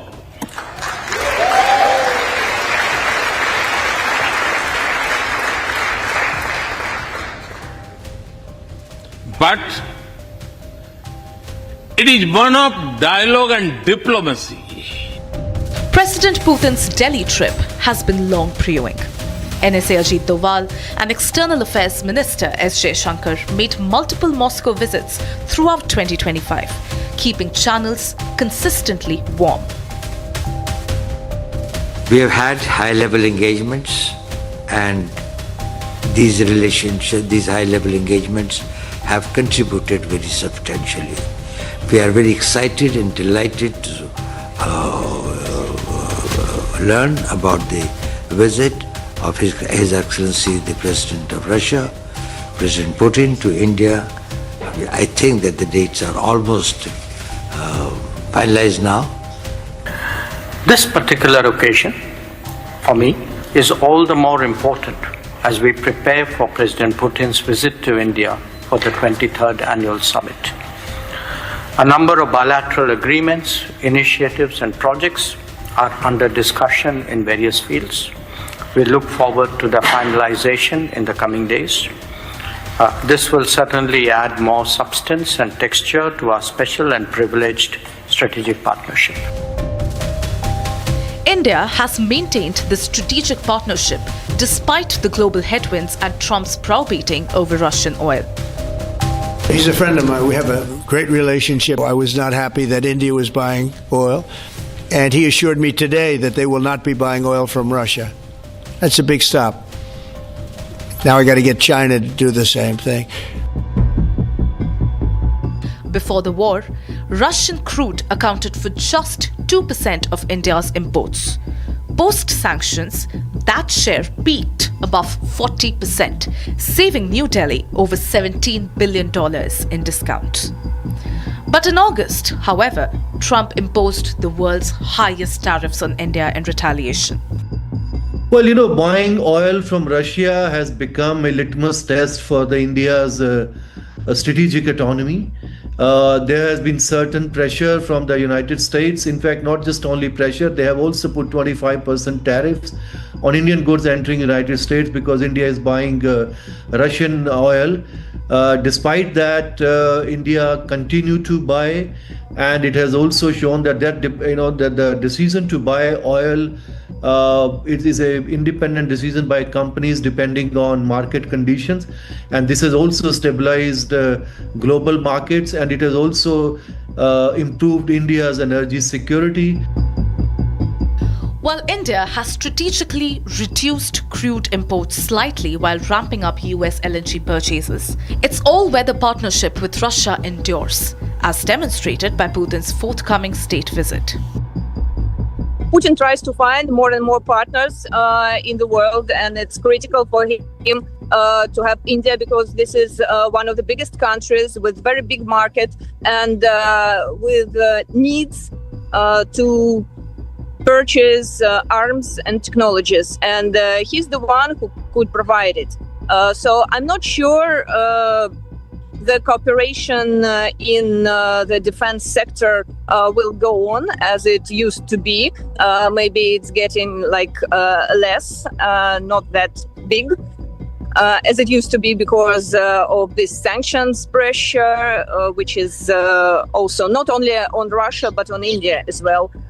So Narendra Modi has to, I think, has to find a way to escape sanctions pressure and at the same time to continue cooperation with Russia. It will be a challenge for India, I think.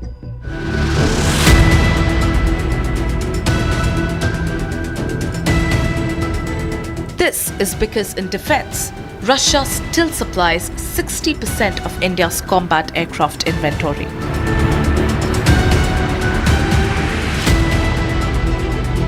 Meanwhile, the S-400 Triumph system proved decisive during Operation Sindoor, emerging as a game-changer. Sources say that India is now seeking additional squadrons and missiles to replenish the stocks.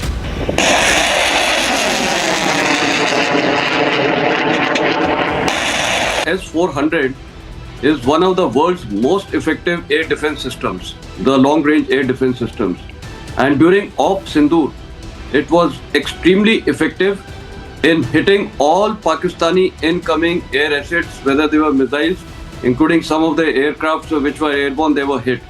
So this missile has given us a lot of strategical and operational tactical advantages. The Russians have their own agenda. They have been keen on selling the Su-57 fifth generation fighter jet to India amid IAF's squadron strength crisis. While US has delayed Tejas engine deliveries, AMCA years away, and IAF's supposed rejection of the F-35 deal, Russia is now aggressively pitching the Su-57 with full technology transfer and Indian factories at the HAL Nashik, standing ready to modify and assemble. The Indian Air Force will be very, very clear. They will carry out all analysis, and also what is kept in mind is the technological aspect, but more than that, the economic aspect is also kept in mind.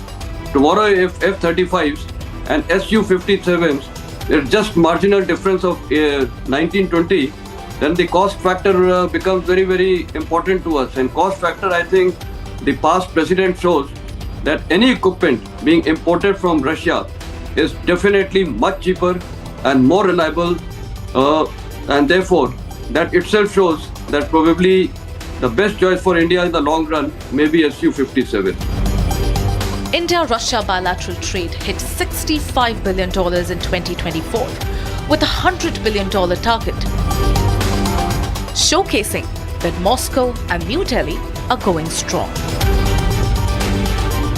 In the situation we see now, the economy is really deteriorating. In Russia, it's getting worse and worse, and it's seen by all the people. Everything's getting more expensive. The prices go higher, and we see an inflation, and it's critical for Russian government to have more reliable partners to keep the economy up. Despite their best efforts, West isolation of Moscow remains incomplete, with US-Ukraine talks reaching critical stages. Putin's India visit reinforces New Delhi's commitment to dialogue over confrontation. I'm looking forward to my trip in early December, and I highly await my meeting with my dear friend, with our trustworthy partner, with Prime Minister Modi. The December 4th to 5th summit represents India's multi-alignment doctrine at its most sophisticated. New Delhi is sending Washington an unmistakable message that while India partners through Quad, Russia remains the all-weather. As Modi welcomes Putin in Hyderabad House on December 5th, one principle stands supreme. India engages every major power on its own terms, talking to all, bending to none.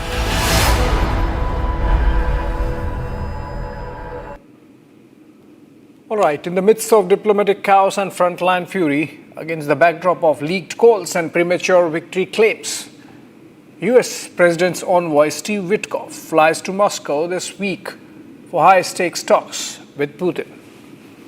Trump officials jumped the gun, claiming Ukraine agreed to a peace deal. But both Kiev and Moscow stayed silent. Amid the Witkoff leak storm, Putin defends the envoy as intelligent, as Russian strikes pound Vyshgorod and Tortesk. We unpack the red lines, European divides, and what Witkoff's Moscow gamble really means for Trump's endgame peace push.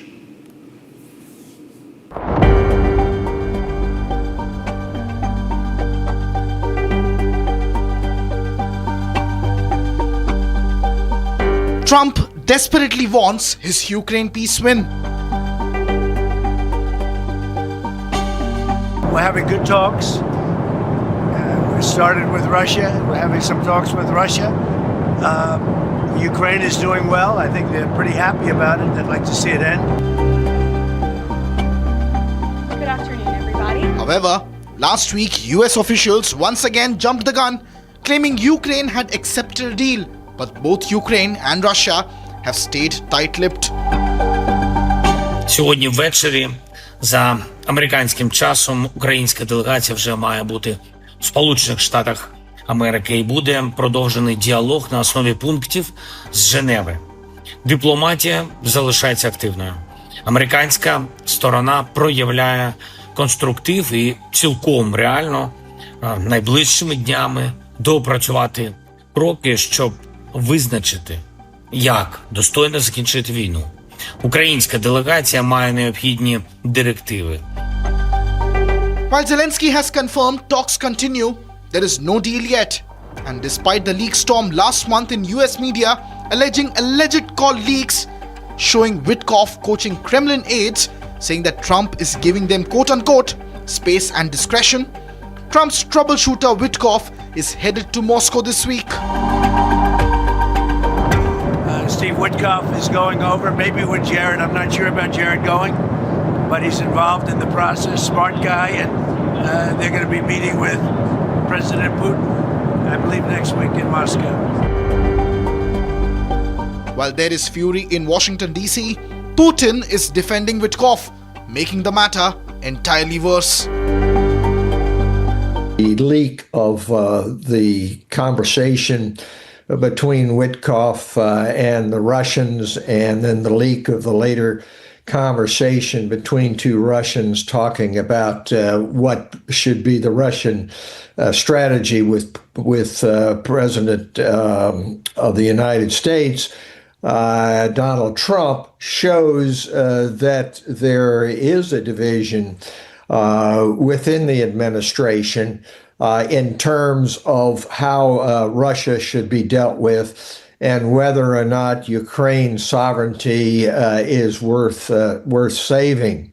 It is not surprising for Ukrainians to hear in those tapes released by Bloomberg agency that Witkoff was actually coaching Russians how to speak to Trump. It was already very clear that Trump and Witkoff, they are taking more pro-Russian position. It's very obvious.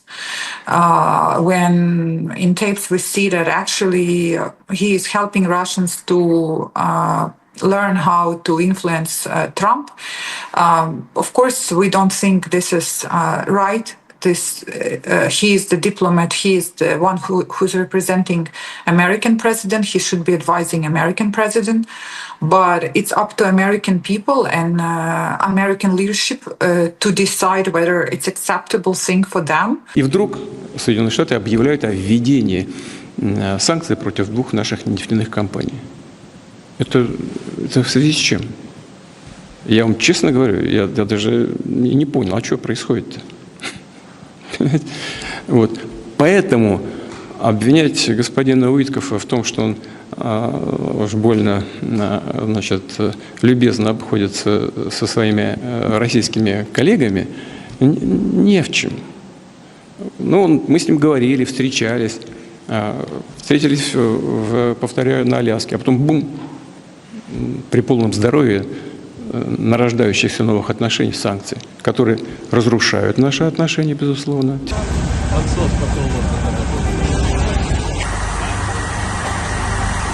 Meanwhile, Russia intensifies its frontline attacks. Vyshegorod has been hit hard. 1 person has been killed, 11 injured. Kiev is also under drone and missile barrages. 2 have been reported dead over the weekend.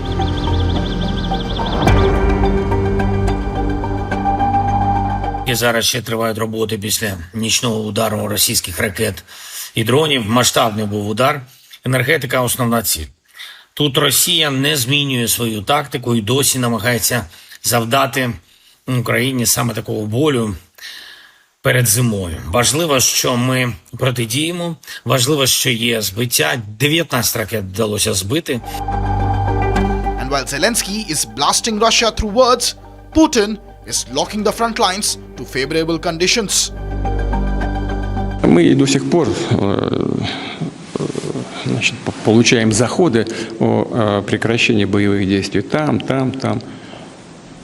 Войска Украины уйдут из занимаемых ими территорий. Вот тогда и прекратятся боевые действия. Не уйдут, мы добьемся этого вооруженным путем.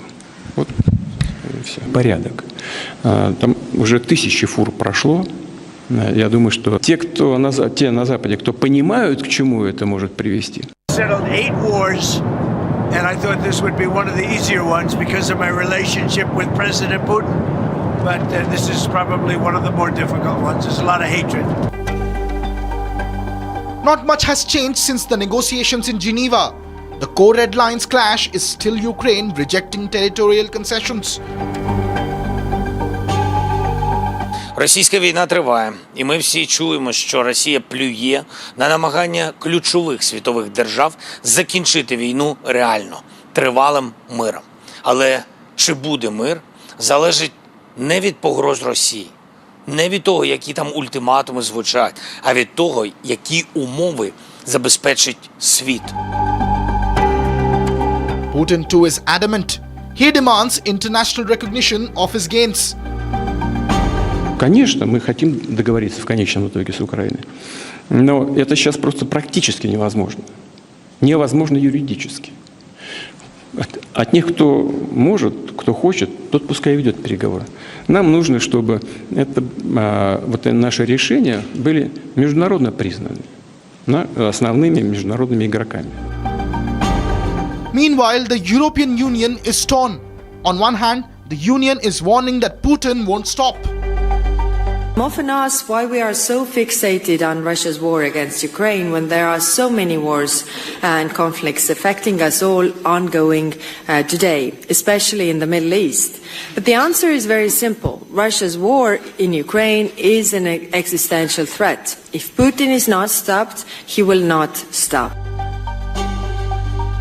And while the EU is expressing its skepticism on Putin's intentions, Hungary's Orban called on for peace and deepened energy cooperation with Russia this week when he was in Moscow, signaling that there is no complete consensus amongst European nations too for a peace strategy in Ukraine.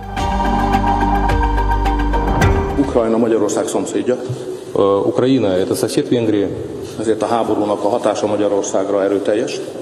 Поэтому Венгрия в полной мере ощущает влияние украинского конфликта на себе. Jelentős gazdasági veszteségeket szenvedünk el. В том числе неся ощутимые экономические потери. A katonai műveletek azok blokkolják a gazdasági növekedést egész Európában is, így nálunk is. Потому что экономическое взаимодействие блокируется боевыми действиями. Это верно как в отношении Европы, так и в отношении нас. El fogom mondani önnek azt, amit a korábbi találkozóinkon is elmondtam, hogy Magyarország érdekelt a békében. Скажу также то, что говорил вам на нашей предыдущей встрече. Венгрия заинтересована в мире. The big question now is, did Trump jump the gun on acceptance? You can't have a peace agreement with only using one side, namely the Russians. And it seems to me showing something which is untrue in regard to Ukraine. Ukraine has not signed on to this. Ukraine's European partners had not signed on to it. And immediately there were further discussions in Geneva, in Switzerland, about it. Ukraine calls it a spin to pressure Zelensky. Well, there is a plan, the initial plan that was developed with Dmitriev, that's the plan developed by Russians and by Americans, and this plan includes certain aspects to which Ukraine will never agree, to which Europe will never agree, because those things can eventually lead to even bigger war in Europe, even bigger Russian invasion, lack of security in the future. So those are non-starters, and that's why even Trump himself now recognized that he will not be pressuring Zelensky too much. Ukrainians are adamant on guarantees. US is pushing for a deal first and guarantees later. Well, the deal breaker for Ukraine are security guarantees. The most important thing is that Russia does not use this plan as something to just take a little pause in the war and then go and reinvade Ukraine and use their territory, which it already occupied, just as a platform from which it will be invading further into Ukraine. It's completely unrealistic to say you do deal first and you do commitments on security later. The whole point is not to appease Russia and be sort of a Neville Chamberlain going to Munich for peace in our time, which did not work, but having long-term peace on the continent, which affects peace everywhere in the world. Meanwhile, Moscow says it is ready for serious discussions as it sees US positioning towards them. I think that it only demonstrates that Russia is ready for any type of dialogue with West countries, including the United States. Russia won't finish this war started by the West and by NATO on Ukraine, and a dialogue is going to be a good solution. Ukraine knows the writing on the wall. A winter stalemate looms, making conditions ideal for a ceasefire. Ukraine is ready for ceasefire any day, and ever since Trump started negotiating with the Russians about the peace agreement, Ukraine said that what we want is to have immediate ceasefire and then to keep negotiating about all those difficult matters. But the issue is that it is Russia who is not accepting the ceasefire. Peace or deadlock? Time is running out.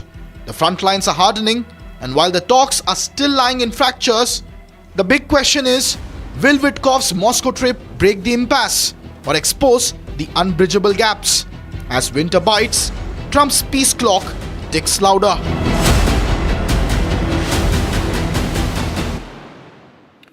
Well, we'll keep close tabs of the developments there on that front, the Russia-Ukraine peace deal brokered by the United States. Moving on and back home, in a stunning political U-turn, West Bengal's Mamata Banerjee government has bowed to the centre's Waqf Amendment Act after months of fierce opposition. From courtroom battles to public defiance, TMC's resistance crumbles as the state scrambles to upload 80,000 plus Waqf properties by December 5th deadline, which is this week. What forced this dramatic about turn after the SIR surrender? Here's the inside story. After making a political slugfest of the new Waqf law for months, the Mamata government of West Bengal has surrendered to the writ of the Parliament. और minority लोगों को हम एक बात कहते हैं,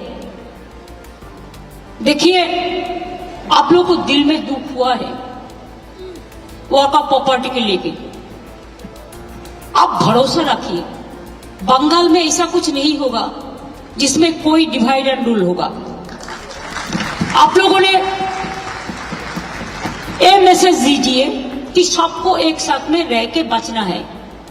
This was Mamata's pitch, clearly aimed at appeasing a section of electorate in the state.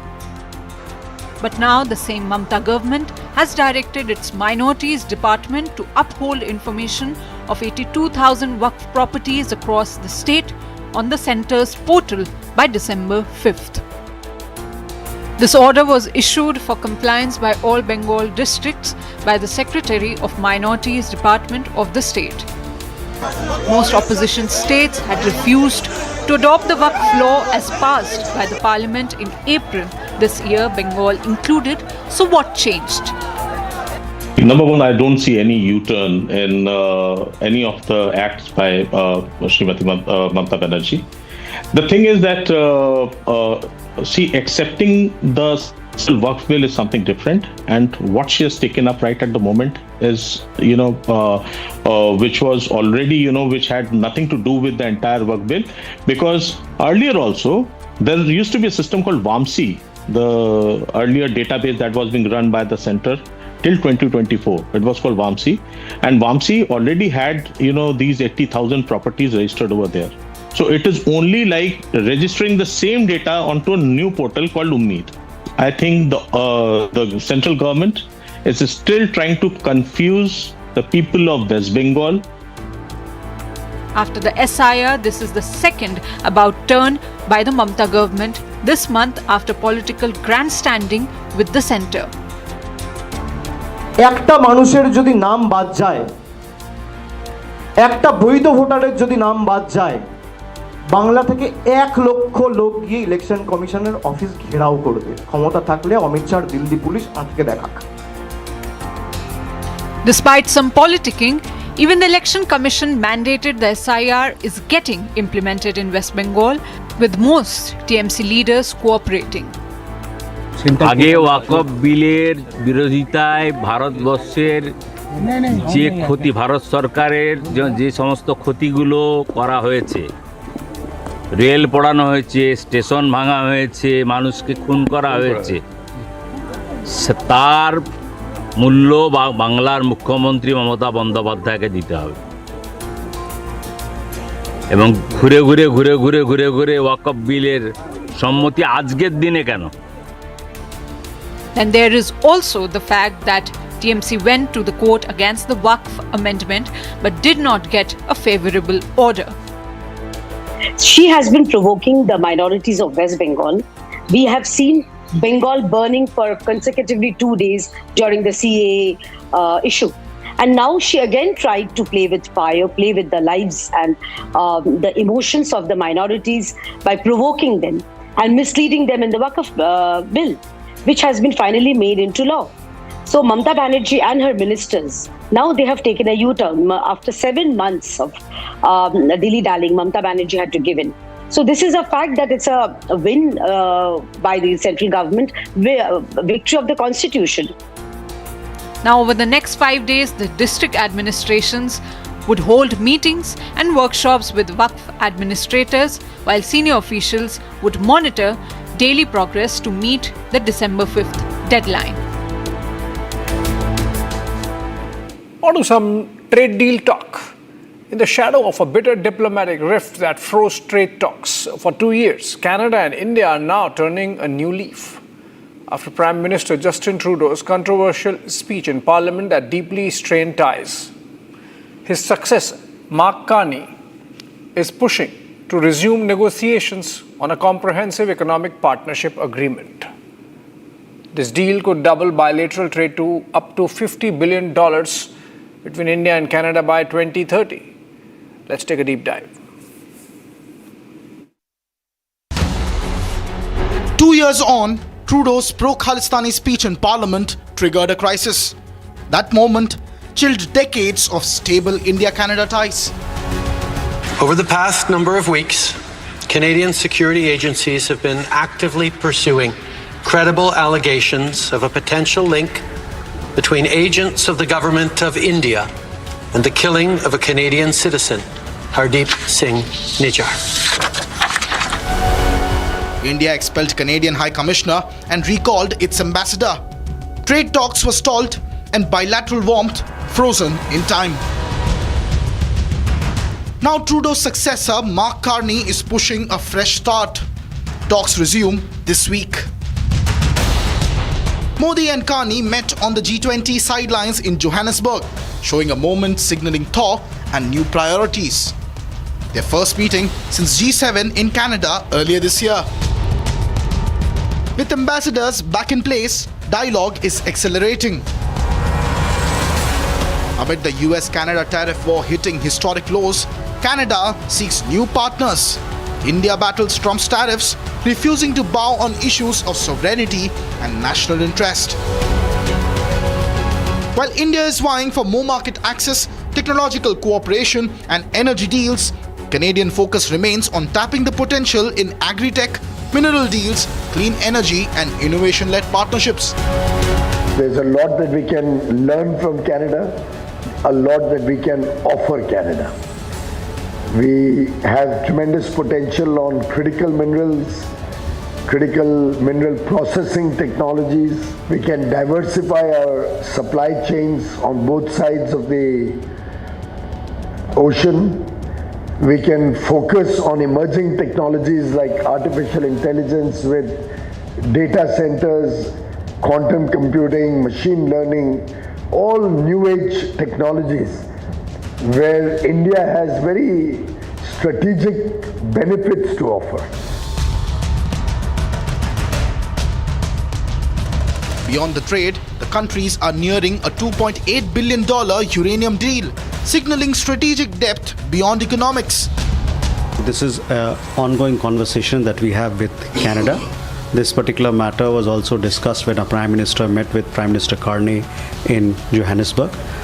We shall keep you updated with developments, but it's an important part of India-Canada bilateral cooperation as to how we can further strengthen our civil nuclear cooperation. The revived CEPA talks come at a crucial time. Both sides weigh concessions, market reform and dispute mechanisms. As far as Canada is concerned, we all know that over the last few years, because of a buffoon called Dustbin Trudeau, the discussions that we were having on trade agreements were stalled because that man was a complete idiot. And he's finally met his doomsday and he's been booted out of all political circles. Now we are trying to repair our relationship as far as trade is concerned with Canada, and that is what we always do. We never hold a grudge against an individual or a government or a country for long. What is the benefit of a FTA? I've been a member of a group that has looked at this closely. The first benefit is, in theory, that it should give you access to markets. The Canadians are drooling over the size of the Indian market, 1.4 billion. Because the Chinese market is close to them, they are unable to do anything with Europe. Europe does not have the money. And so they are effectively looking at Bharat. You have to understand what Canadian economic priorities are, and they don't really jive with what goes on in this side of the world. So how could Canada leverage it? Well, I mean, Canada could do a lot of things, right? They could, offer to give up on a lot of the narco-terrorism, Khalistani drug trafficking nonsense that undermines India geopolitically, and then leverage that for market access. But that would assume that Canada cares about two things. One would be safety and security of Canada and other allied nations, which we do not. And the other thing we would assume is we care about standard economic prosperity, which we do not either. Canada and Carney economics is very much not the standard economics that you would find. Like if India and the UAE want to do a trade deal, that's very easy to get done. Because India and the UAE will find, what do both people benefit from? What's a good price? And both leadership of the country would understand that general economic prosperity of either oil or goods or lumber or whatever it is would bring a net benefit to all the people, and then bring them the adoration of the people in India and the UAE respectively. With a $50 billion target by 2030, this deal could reshape both economies. India at the moment is balancing multiple free trade agreements, including one with United States, one with European Union, and now Canada adding to the list, managing priorities amidst the global trade volatility. By 2004, we had moved from a 4% growth to an 8.4% growth. Inflation had come down from 8% to 4%. Forex reserves had grown 3x. Banking interest rates were amongst the lowest India had ever seen. A strong economy, despite sanctions and despite all the difficulties. Basically, what we would like to do with all countries, irrespective of what we are doing with Canada or anybody else, when we discuss these, we first say that you should have transparency. There should be no arrogance. You shouldn't expect that we will lower our tariffs while you increase yours. Don't create non-tariff barriers because that doesn't benefit anybody. So mera apna manna hai, my own feeling is that the European Union, which really does very little intra-EU trade compared to its potential, and China is close to them almost permanently till the present regime is there, because Europe has been misbehaving, so the Chinese claim with them. I have a feeling they also want to sign an agreement with India. We, of course, also want that the agreement should include the possibility of free movement of personnel. If our experts want to go there, if they have to be hired by European companies or American companies, then the barriers to their recruitment, to their hiring should be removed. Then it will be genuinely a partnership. Otherwise, it becomes piecemeal. As US-Canada trade tensions deepen, it is becoming another factor driving Canada closer to India. No country wants to sort of take the initiative to gain upper ground. The Americans live in Americaverse, where there's bald eagles and guns going off, and they don't really see the rest of the world. It's sort of their classic charming cowboy ignorance of the rest of the world. And India is a very, very passive global player.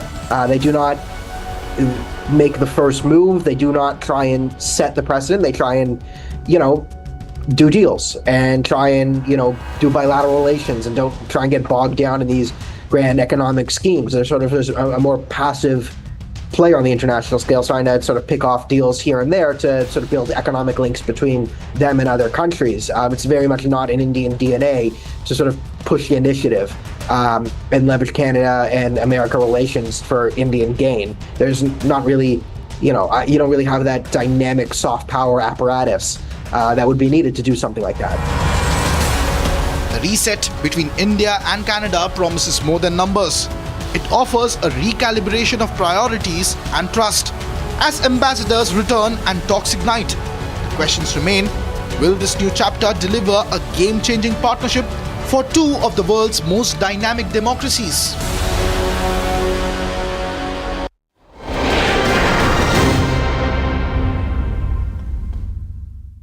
MDH की हल्दी मिर्ची धनिया करे कमाल, ये रंग दे, ये खुशबू दे, ये तीखा, ये कम पड़े, क्या निराला MDH masala.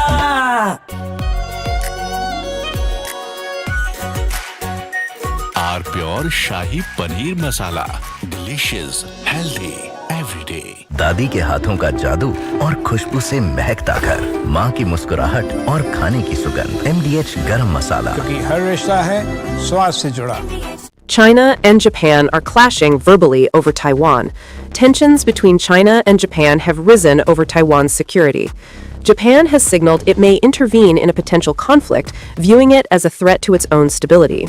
China condemned this as meddling, issuing strong warnings and summoning diplomats. This conflict started when Japan's newly appointed Prime Minister, Sanae Takaichi, issued a direct warning to China during a session of the country's parliament. She stated that a conflict in the Taiwan Strait could represent a survival-threatening situation for Japan, implying that Tokyo might need to intervene militarily to protect its interests. This marked a bold escalation in Japan's stance on the Taiwan issue, signaling readiness to support Taiwan against potential Chinese action. Takaichi's comments, delivered amid rising regional tensions, prompted an immediate and sharp rebuke from Beijing, highlighting the fragile balance in East Asia and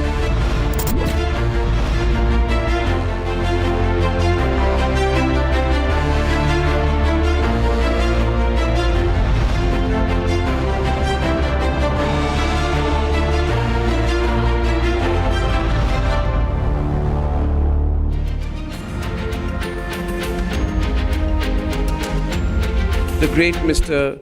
Gurumurthy, but just to know that, to share with all of you that we are very lucky to live in his presence, and he is India's top public intellectual. He is a lawyer, he is an activist. I describe him as a warrior. He has fought corporate groups. He's a nationalist, he's a journalist, he's an editor. The most powerful of politicians come to him for advice, and we are very lucky to have him as our mentor here at the Republic Media Network. And he has been my mentor for a long time, and he has always supported me in everything that I have done. So, Mr. Gurumurthy, I think we're all looking forward very much, sir, to hearing you today in our closing session. Thank you for being with us, sir. Thank you.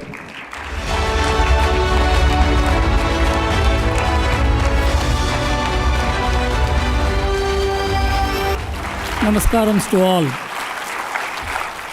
Arnab introduced me, among other things, that I'm an economist. In fact, I learned my economics in the streets of India. The society was the open-air university for me to learn about economics. Though I was a student of economics, I had familiarity with economics of different kinds, whether it is the Marxist economics or the Weberian economics or the market economics, which has been sweeping the world for the last 30 years. I am fairly familiar with economics as a subject, as a theory, but I became more familiar with economics when I was asked to lead the Swadeshi movement in the 1990s, when I took up that responsibility, I was a corporate advisor and I had my own claims about understanding modern business, modern finance, law. But everybody asked, what has he to do with Swadeshi? To talk of Swadeshi those days, which is translated into Atmanirbharta today in India, and economic nationalism abroad, to talk about Swadeshi those days was a demeaning affair. In fact, when I addressed the administrative staff college in Hyderabad, a large crowd was there. In those days, I was the only person presenting the alternative viewpoint, so I used to get a lot of crowd. Just as a curiosity as to what this man talks against globalization. Globalization was the mantra. It was a one-way traffic. If anybody talked against globalization, there is something wrong with this man. That was the kind of assumption. There was a wholesale defection of the whole world. From the socialist state-controlled model to the market model. Nobody understood what it was, but everybody said it is the American model, which is the model for the world, and so everybody defected to that. But some of us felt that this is something seriously wrong, because I had deep connections with the corporate India and I had discussions with them, and nobody was clear about what was happening. I must have met at least some 20-30 industrialists to find out, what do you understand about this globalization? They said, we don't know what this new animal will do. There was only one man who had some clarity about that. I will talk later. But the fact remains that it was swimming against current those days. What is now being talked about, accepted, and even America holds, Trump America says, economic nationalism was the Swadeshi at that time in India. So in the Administrative Staff College of India, when I began addressing about Swadeshi, and I began explaining that this globalization is an unsustainable proposition. You cannot have global order without a global government, and you cannot create a global government means you cannot have a global order, economic order also. But at that time, everything was centered on one power, a single power, America. And so whatever they wanted the world to do, the world accepted to do. And it was founded on one ideological premise, which Francis Fukuyama wrote in his book, The End of History and the Lost Man, that the Western order has finally won against the rest, and it is best for the rest to follow the West, was the basis of globalization. So it may be the liberal democracy or market, free market, or the Western way of life. Everything became acceptable as the universally valid proposition world over. And so some of us who opposed it were regarded as, some people called us Neanderthal economists, that we are taking the country thousands of years back. So in the Administrative Staff College of India, when I was addressing, an official stood up, a former government official stood up and said, people like you must be shot dead because you are taking the country 500 years back. That was the discourse in India. It was against the discourse we were swimming. I had seen industrialists being advised by the government officials, you better sell your industry today to foreigners, otherwise you will sell them as scrap tomorrow. This was the national situation. So, if you have to understand what is happening today, you have to go 30 years back in 1991. As compared to that, today, 900 million Indians were born after 1991. And 360 million have died.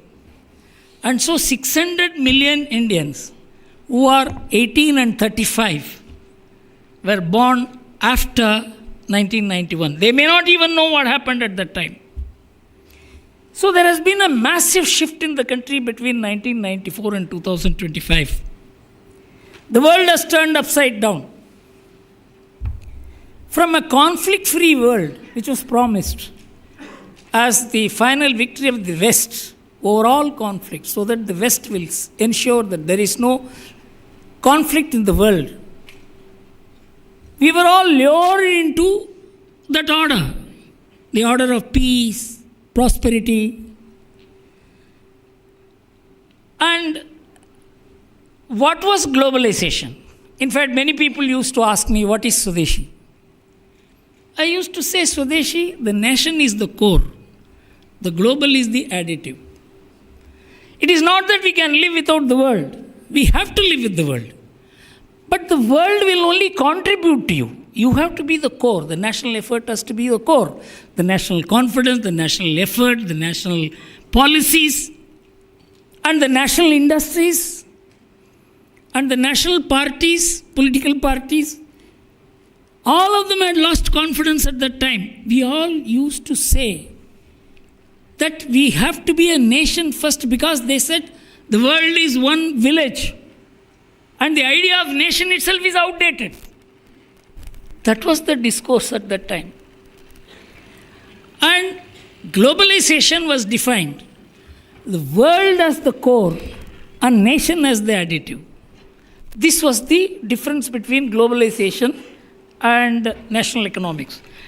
But from that time today, if you look at where the world stands, there have been three distinct changes.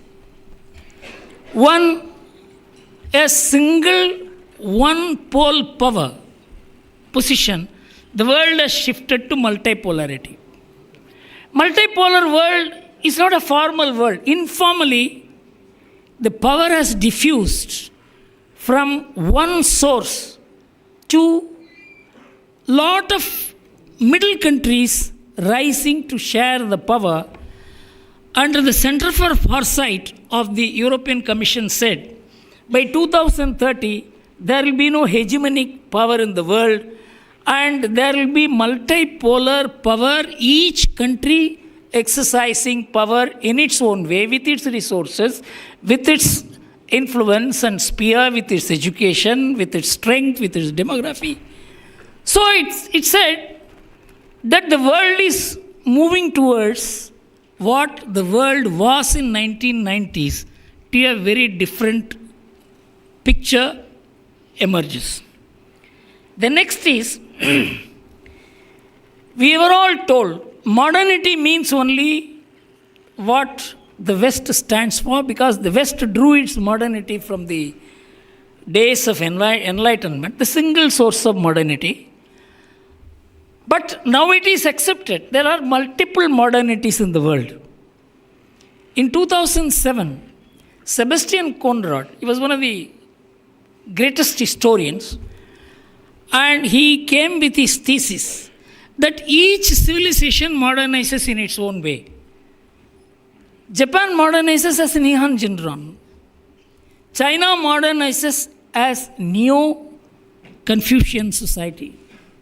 So nobody wants to adopt one way of modernity, one dress, one language, one way of life.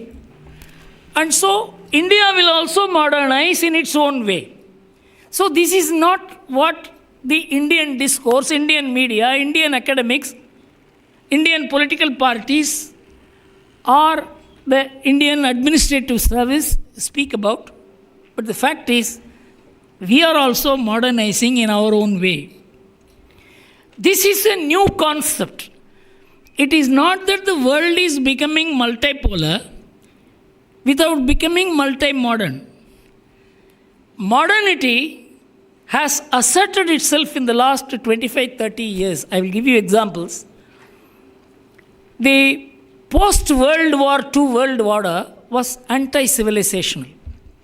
In 1951, the United Nations Measures for the Development of Underdeveloped Nations, which was largely adopted by the United States of America, said that if you want to develop, you have to scrap your philosophy. You have to scrap your social relationship. You have to become part of what the West is for you to develop. And any society which is unable to accept this will have to accept low standard of life. This was an official advisory of the United Nations on the basis of which policies were being made by all the underdeveloped countries. And there was no difference between the free market society and communists because both of them hated civilization. And America, of course, had no civilization at all. And so all of them were anti-civilizational according to them. Unless you forget the past, disown the past, scrap the past, hate the past, you can never develop. This was the accepted position in the world, including in India. And China even went to the extent of waging a war against its civilization in the Cultural Revolution. For 9 years, they destroyed everything worth having regarding the past, whether it is Confucius' name, whether it is Buddhism, whether it is any statue or Buddha Vihara, they destroyed everything. But that Chinese Communist Party leader Xi Jinping in 2021, when he addressed the centenary of the Communist Party, he said 10,000-year-old Chinese civilization will guide us today and forever in future, because they have no other identity than to go back to their past. Russia, which killed millions of people to destroy its past, in 2024, Putin declared Russia as a civilizational state. You know, every society is now coming into its own, and that is the beginning of what can be called civilizational nationalism, and which is spreading in India also. Now I will go into what is happening in the world in the sense of how nationalism is getting into economics.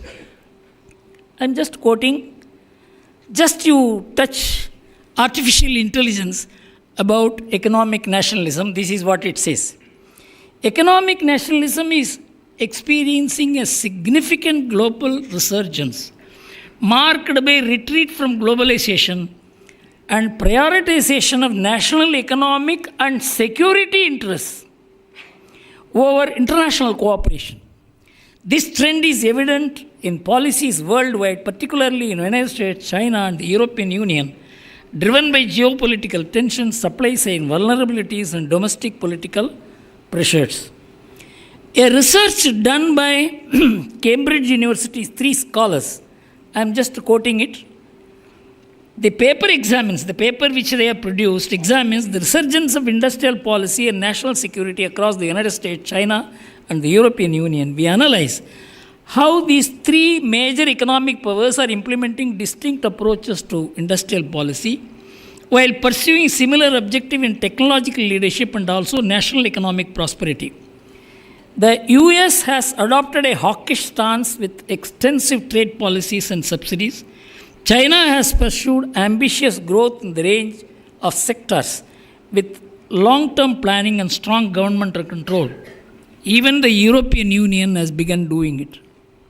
So what we fought for in India in 1990s is what the world is doing today. It is not because we were the forerunners, but the fact is the idea of globalization, the project of globalization founded on the supremacy of the West over the rest, forever has collapsed.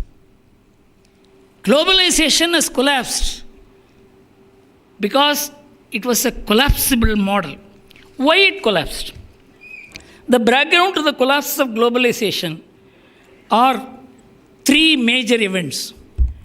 One was the 2008 financial crisis of America, which was founded on the basis that one superpower with its super currency, with its super efficient economic model, will be able to guide the whole world in that direction. That was the basis of globalization. And the financial model was so perfected that dollar, which had the backing of gold, and was considered equal to gold.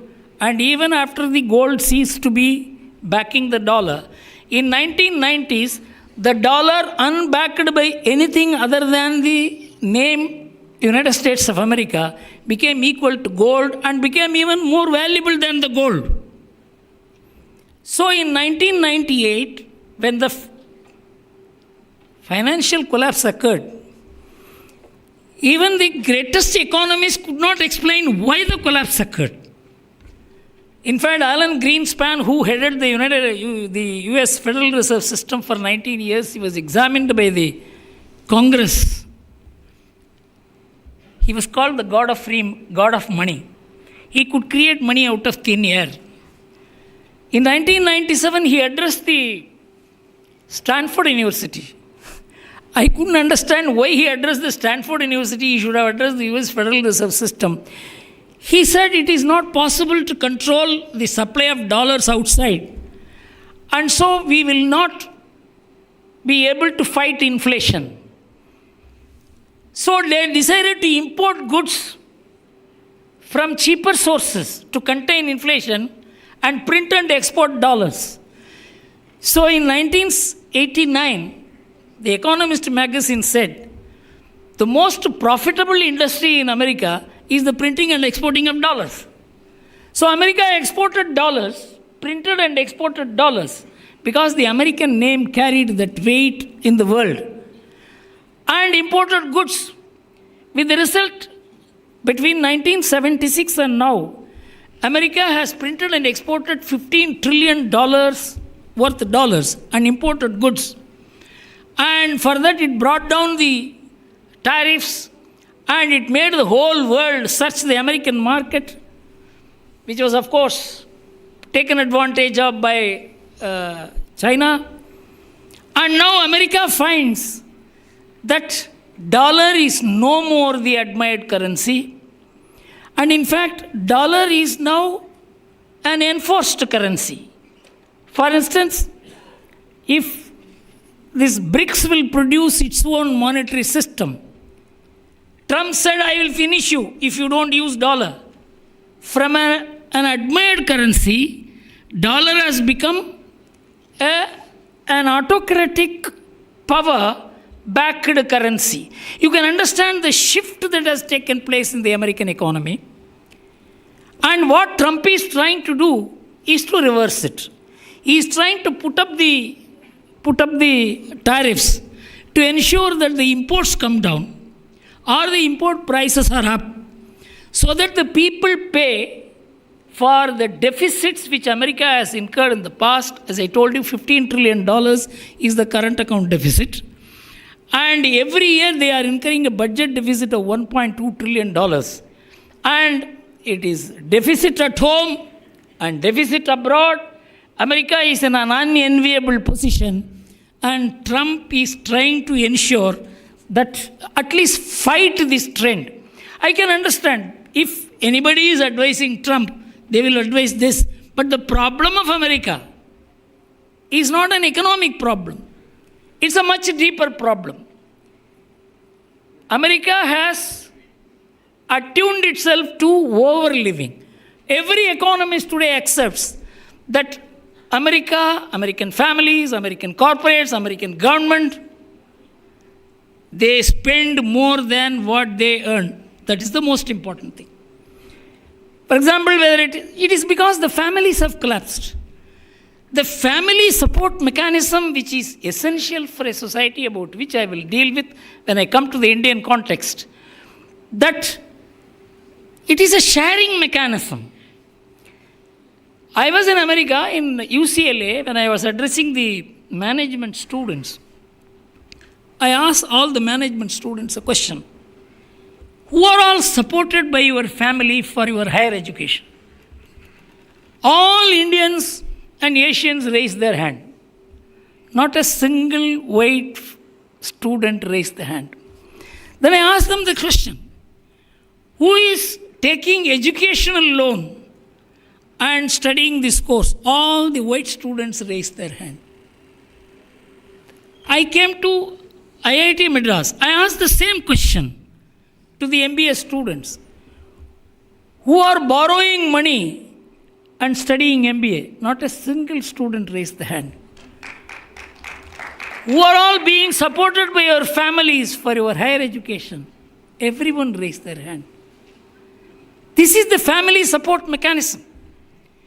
And the family support mechanism is the social capital which America has lost.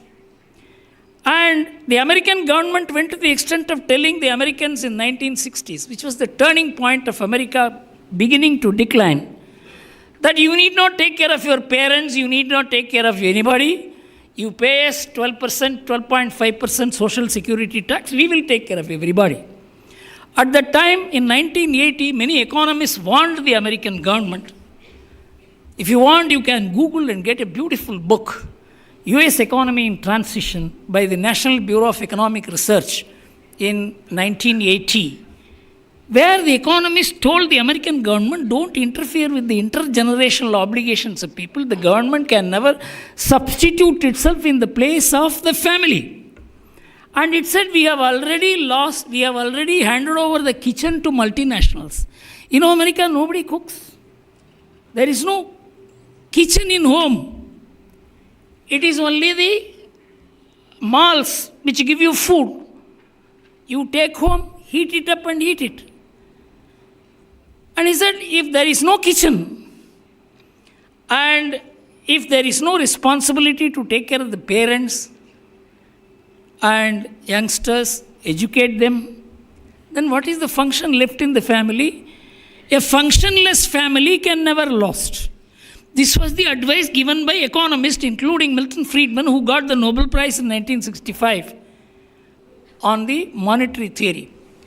But American politicians were also like our politicians. He said, don't worry, we will take care of you. We will do this. We will do this. With the result, the American government has become virtually insolvent today only because of the dollar strength. The American government is surviving. And in fact, if there is so much of current account deficit, the dollar should be losing its value according to economics, rules of economics. So a question was asked, how is it when the current account deficit is zooming, the dollar value is not coming down, it is going up? So two Harvard economists came out with a fantastic explanation that the dollar value is not governed by the rules of economics, it is governed by the rules of physics. What is the rule of physics? There is a dark matter which sustains the universe. That is the rule of physics. So there is a dark matter which sustains the dollar. What is the dark matter? The American strength, the American power, the American influence, the American acceptability, the American military. This is the dark power which sustains the dollar. And you see now, that dark power is shaking. That is the problem of America, which Trump is trying to handle. And now, the entire globalization, as I told you, is based on the victory of the West over the rest, and particularly Asia. But that is now turning. Now, the rise of Asia, China, India, Indonesia, and generally the global south, is demolishing the very theory of globalization, and I am going to tell you what is likely to happen in future. By 2050, China will be the number one economy in the world. That is undisputed. Who will be the number two economy? It is neck and neck between India and America. Neck and neck. The unanimous opinion. And European Union, its share will get reduced to less than 10%. And emerging market economies, E7, out of the 7 top nations in the world, 6 out of 7 emerging market economies will be the top 7 economies. This is the global picture. And how it came, you will be amazed.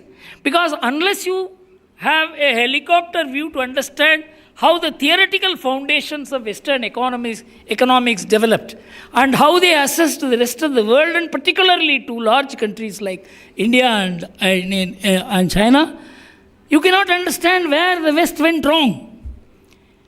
Two great minds in the West, one Karl Marx, another Max Weber, they shaped the modern West.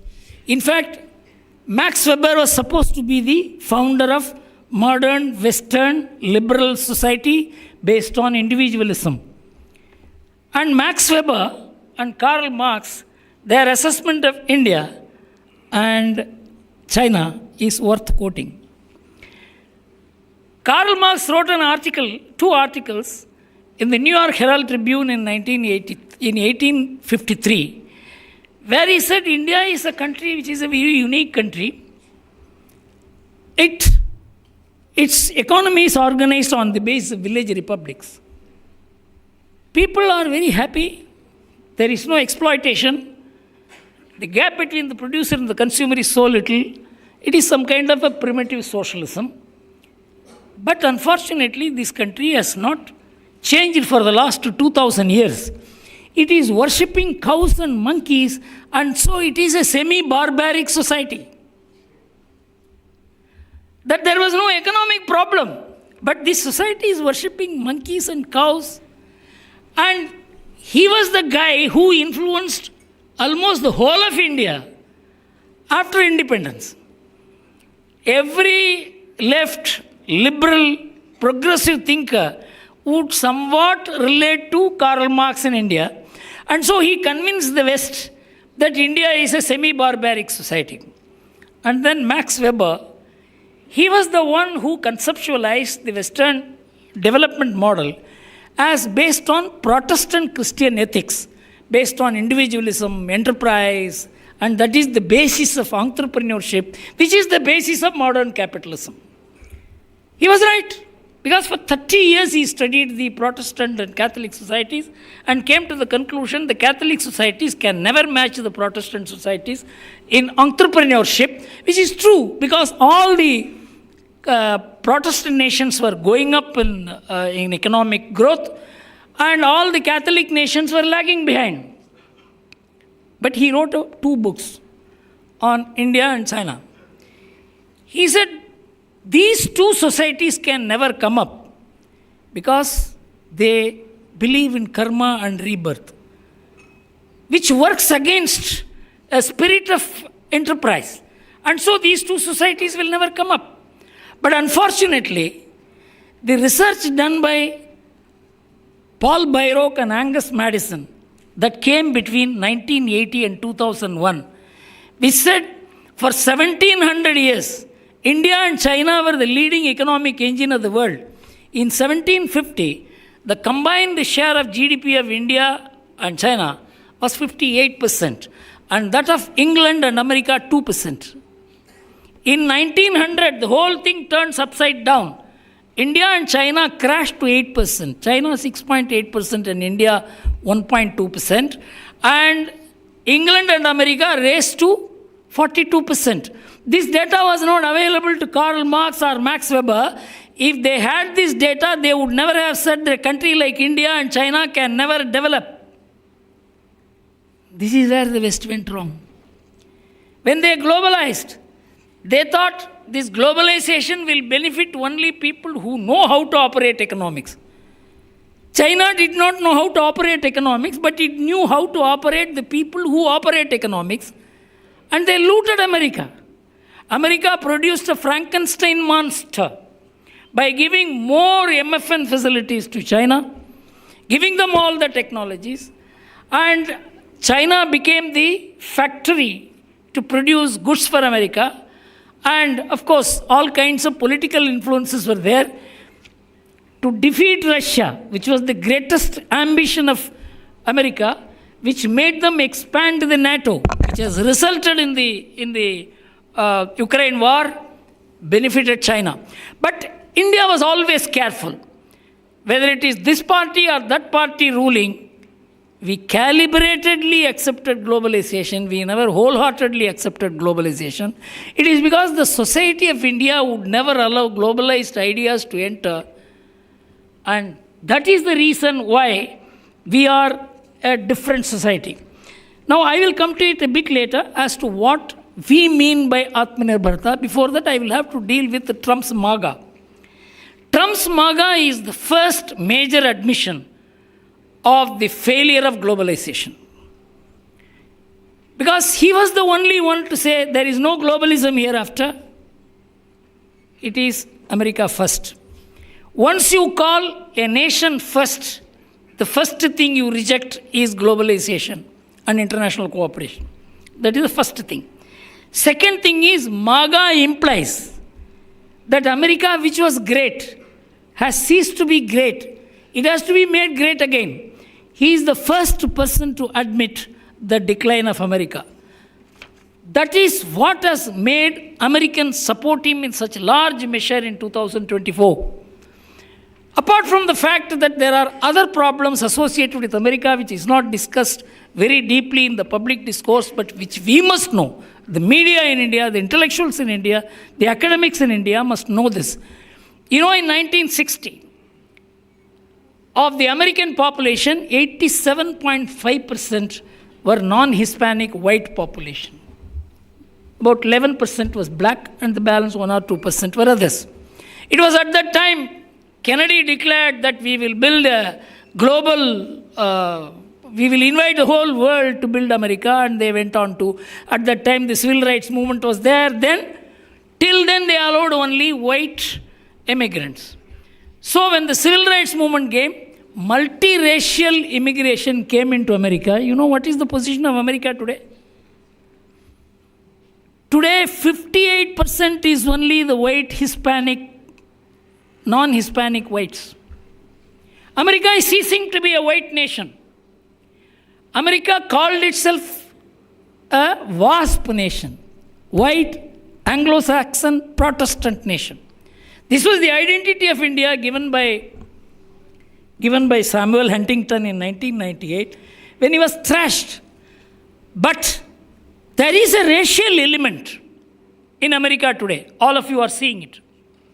And that racial element is powering the Republican Party. And this whole idea of fight against immigration and the idea of tariff are only externalities. So there is a deeper racial drive. And where it will land America, God alone knows, but I will give you only 2 indications of what is happening. You know, Pew Research in America, it's one of the most premier research institutions. It came out in the paper in 2020 that in America there is a bipartisan politics is the only point of commonality in America. There is no other commonality in this country. In 2015, the Time magazine wrote about the commonality in generally the Christian nations. There are 30,000 canonized saints in Italy. Every locality has one. In America, till today, there are only 3 canonized saints. There is no sacred place. There is no sacred mountain. There is no sacred river. America is a real estate.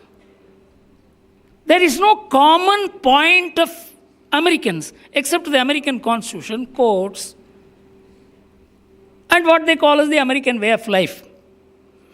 With the result, now 60% of the Republicans won't marry into Democrats' houses.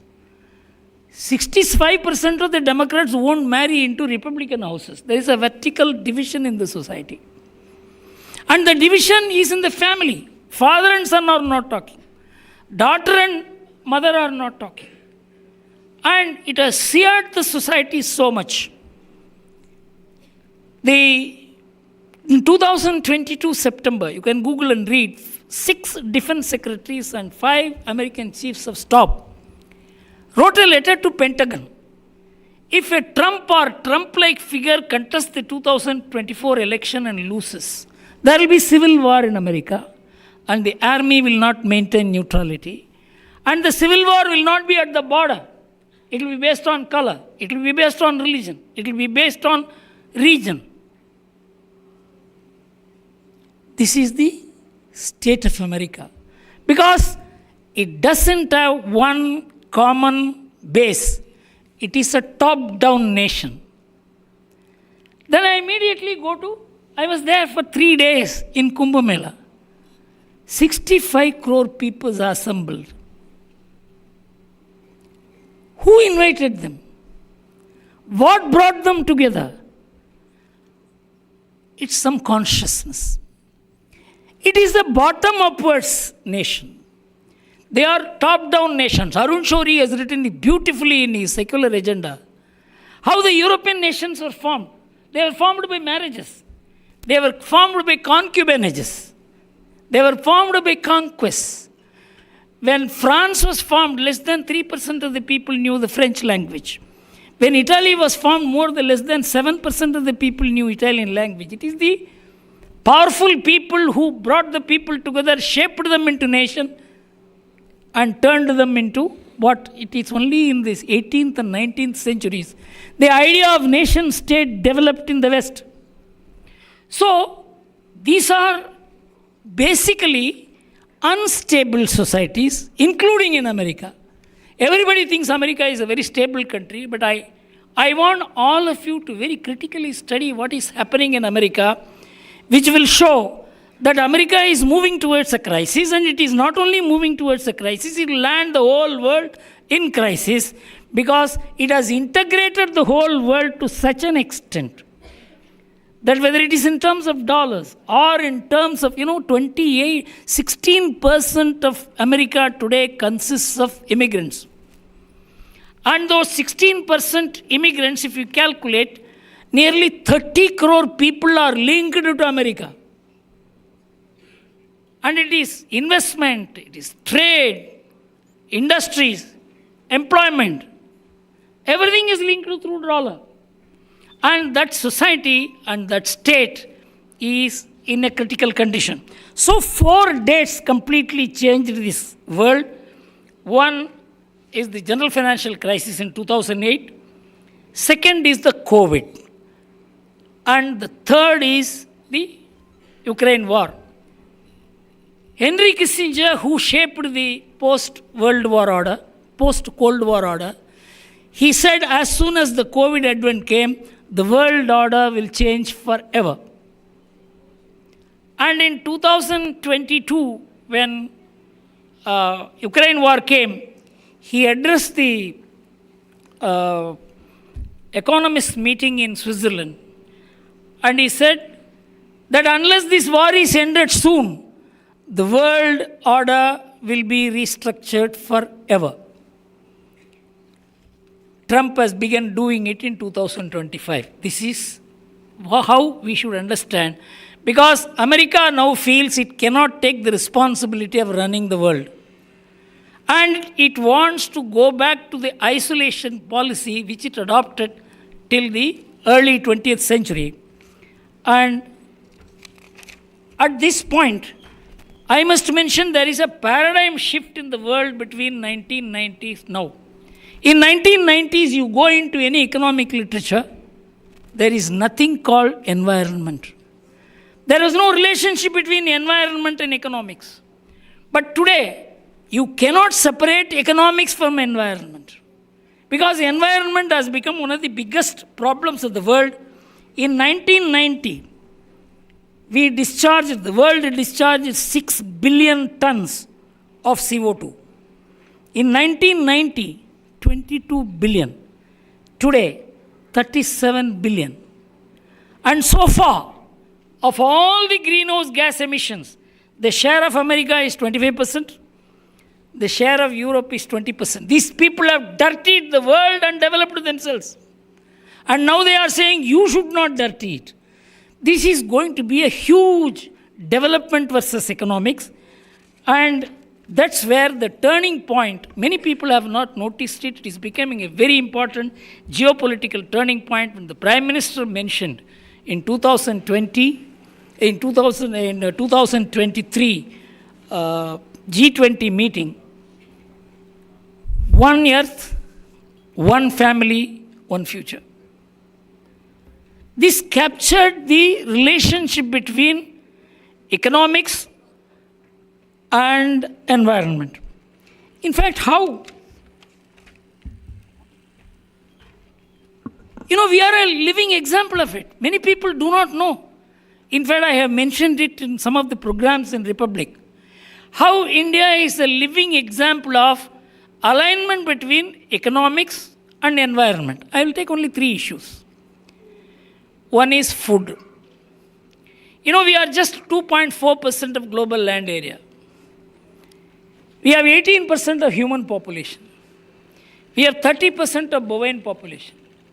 Our total cattle population is 42%. We have 8% bioresources. It is an ecological wonder as to how in such a small place, such huge human, animal, bovine population could live together. Take America. It is 3.5 times the size of India. But its bovine population is 1/5. How is it that we are able to feed all this? In fact, I saw the statistics in 1960s when we did not have food. But at that time, the cattle population kept increasing and we did not eat the cattle.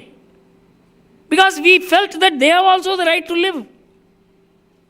All this was achieved by one factor, the proportion between meat and cereal in India. Our average consumption of meat is 3.5 kg per head per annum. We are also non-vegetarians. 75% of the Indians are non-vegetarians. But for us, meat is only sabji. It is not the main take. Because we were cereal eaters, cereals give you 83% of the calorie value. And meat gives only 17% of the calorie value. Cereals give you 37% of the protein value. And meat gives only 37% of the protein value. With the result, India is able to feed its huge population by the additional energy that you get from cereals. And you look at America, it is the reverse. Their average meat consumption is 124 kg per head per annum. And the cereal consumption is far less, about 68 kgs per annum. What is the difference? If all Indians take to American way of eating, we will need 6 times the agricultural land we have. Our country's size has to be 2.5 times more.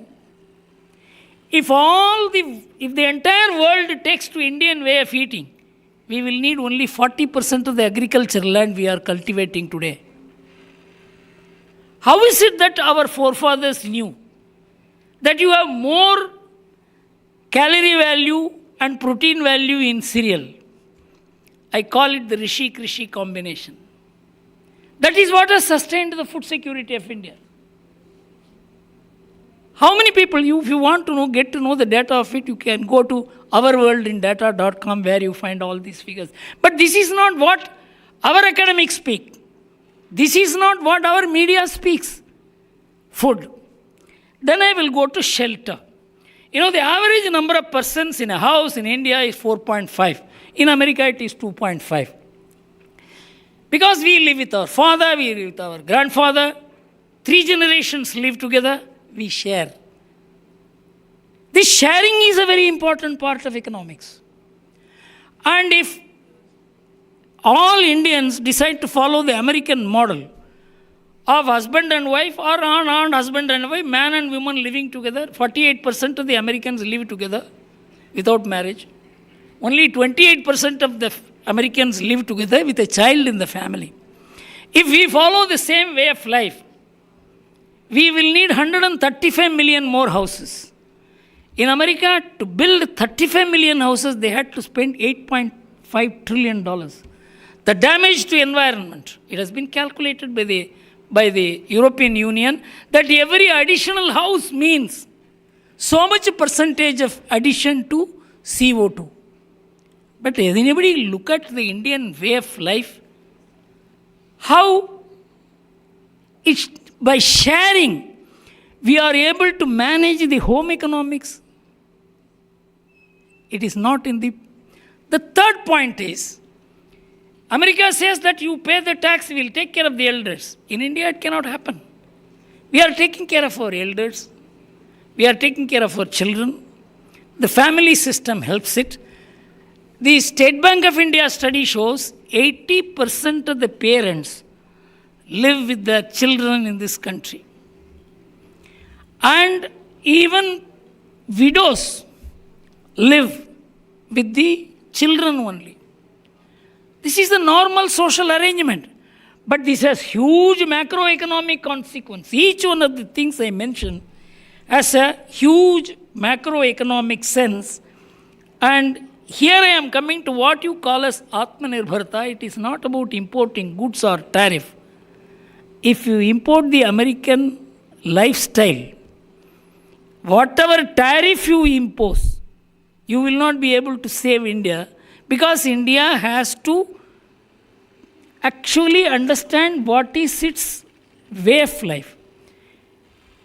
Philosophy gives you the goal of life. The goal of life gives you the lifestyle. Lifestyle gives you the habits. Habits tell you what you need and don't need. It is a sum total understanding of the society. This is how Indian society works. You disturb the philosophy, everything will get disturbed. So, when we talk about Atmanirbharta, it is a total way in which the Indian society functions. And our food style, our shelter, the way we take care of our near and dear, all this has huge economic consequence.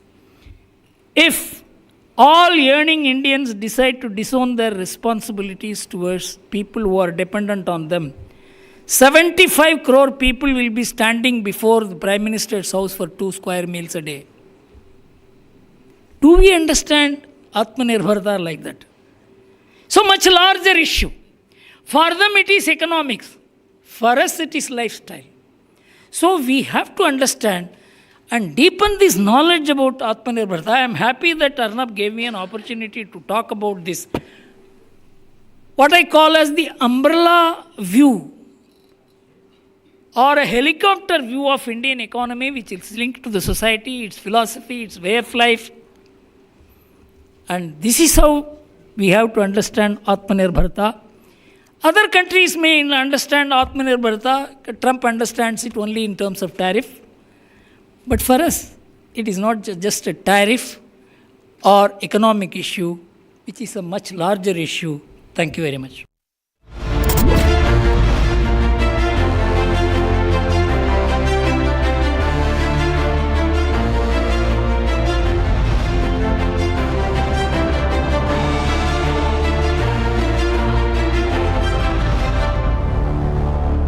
आधे bowl दही में 4 चम्मच MDH चटनी पुदीना मसाला डाला, stir करो, पुदीना चटनी तैयार। MDH चटनी पुदीना मसाला। Amity has been ranked amongst the top 3% universities globally, a testimony to Amity's globally benchmarked quality. Pure सूजी पास्ता उबालो मिलाओ और खाओ 8 मिनट में तैयार। क्या टेस्ट है सबका राजा R pure masala.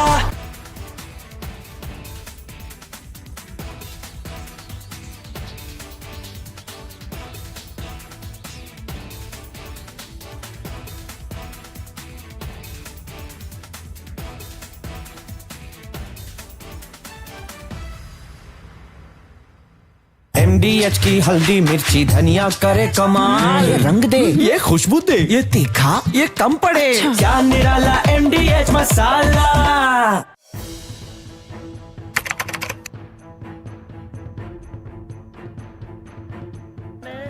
So in the past, we would see most of the terrorists who would get arrested, they would be like the people who would be working at a very low level. But today we have seen the white collar suspect.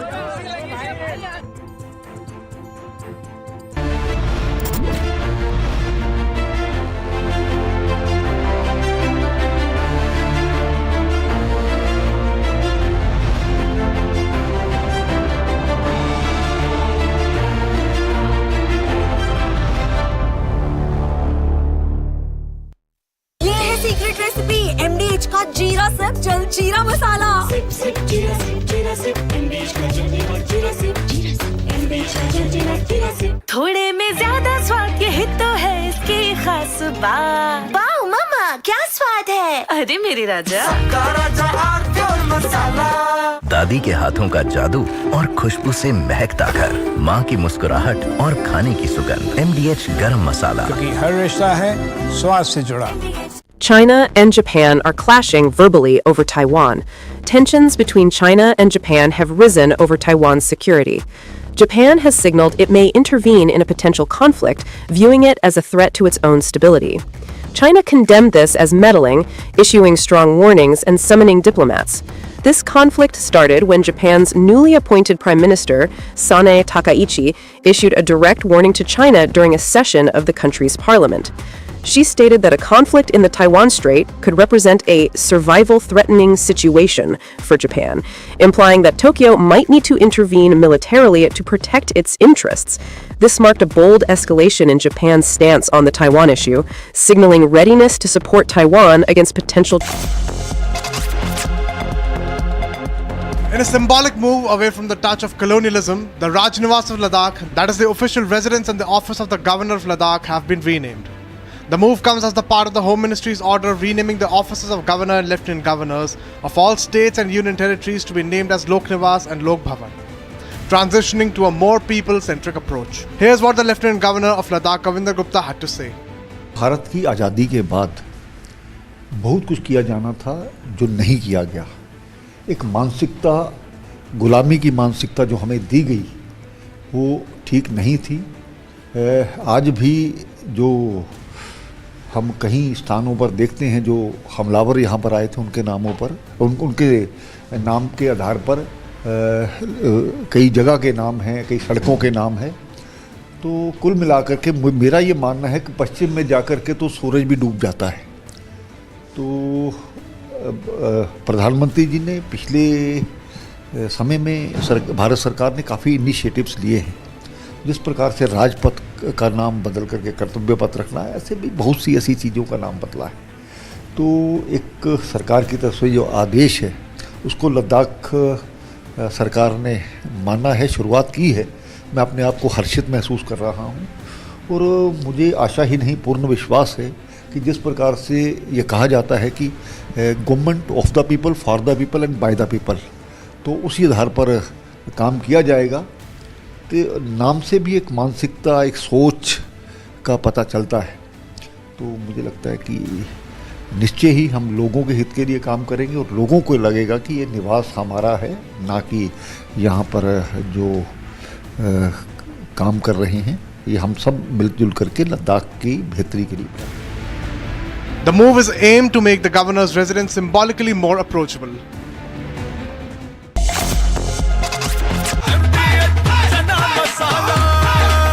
अब छोलिया हो या लोबिया, सफेद चने या काले चने, सब कुछ मजेदार बने। आर प्योर सूजी पास्ता, उबालो, मिलाओ और खाओ, 8 मिनट में तैयार। क्या टेस्ट है सबका राजा, R pure masala.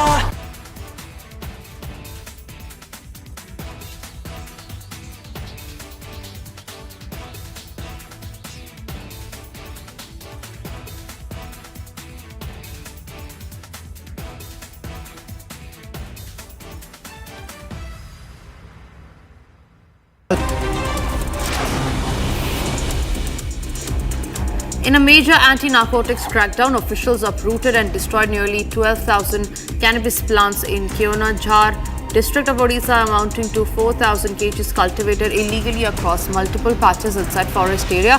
According to officials, preliminary assessments indicate that the destroyed plants carry market value of 1 to 1.5 crore rupees.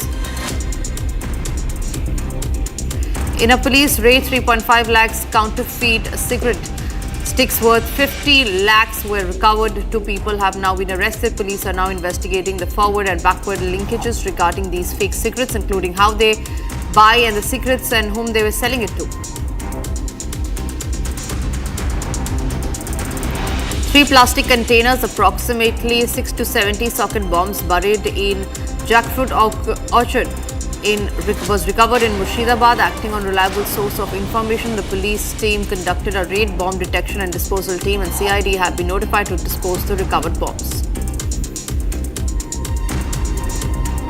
The police arrested notorious drug trafficker Sukhwinder Singh, who had been absconding for a long time now. He was caught with drugs worth rupees 36 lakhs, an illegal firearm and cash. The accused has several cases registered against him under the NDPS Act and the Arms Act. A deadly blaze broke out in a 4-story building in Delhi's Sangam Vihar. Fire tenders were on the spot to douse the fire. The fire claimed the lives of 4 people. Authorities said that at least 2 others had been injured in the building fire. The police are now investigating the matter. Pure सूजी pasta उबालो मिलाओ और खाओ 8 minute में तैयार क्या taste है सबका राजा pure मसाला MDH की हल्दी मिर्ची धनिया करे कमाल ये रंग दे ये खुशबू दे ये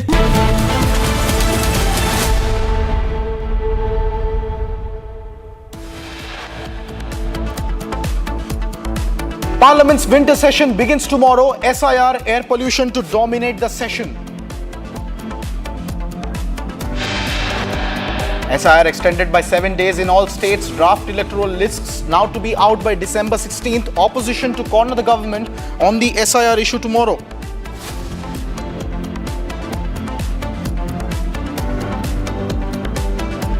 Ten dead, 40 injured in head-on collision between 2 buses in Tamil Nadu.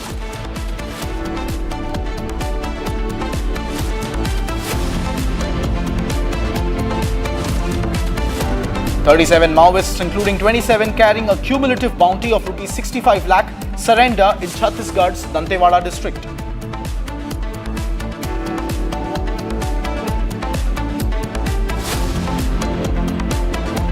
Cyclone Ditwah tracker live, storm 80 kilometers away.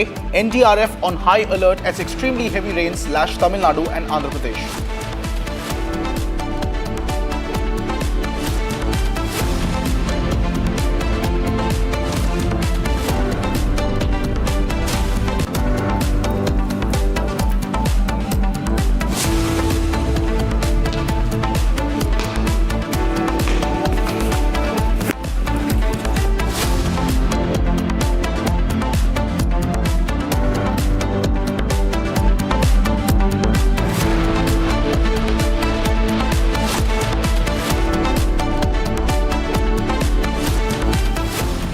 Thank you for staying with us, ladies and gentlemen. An all-party meeting was convened by the government ahead of the winter session of the Parliament, bringing together leaders across the political spectrum on the eve of a short but high-stakes session.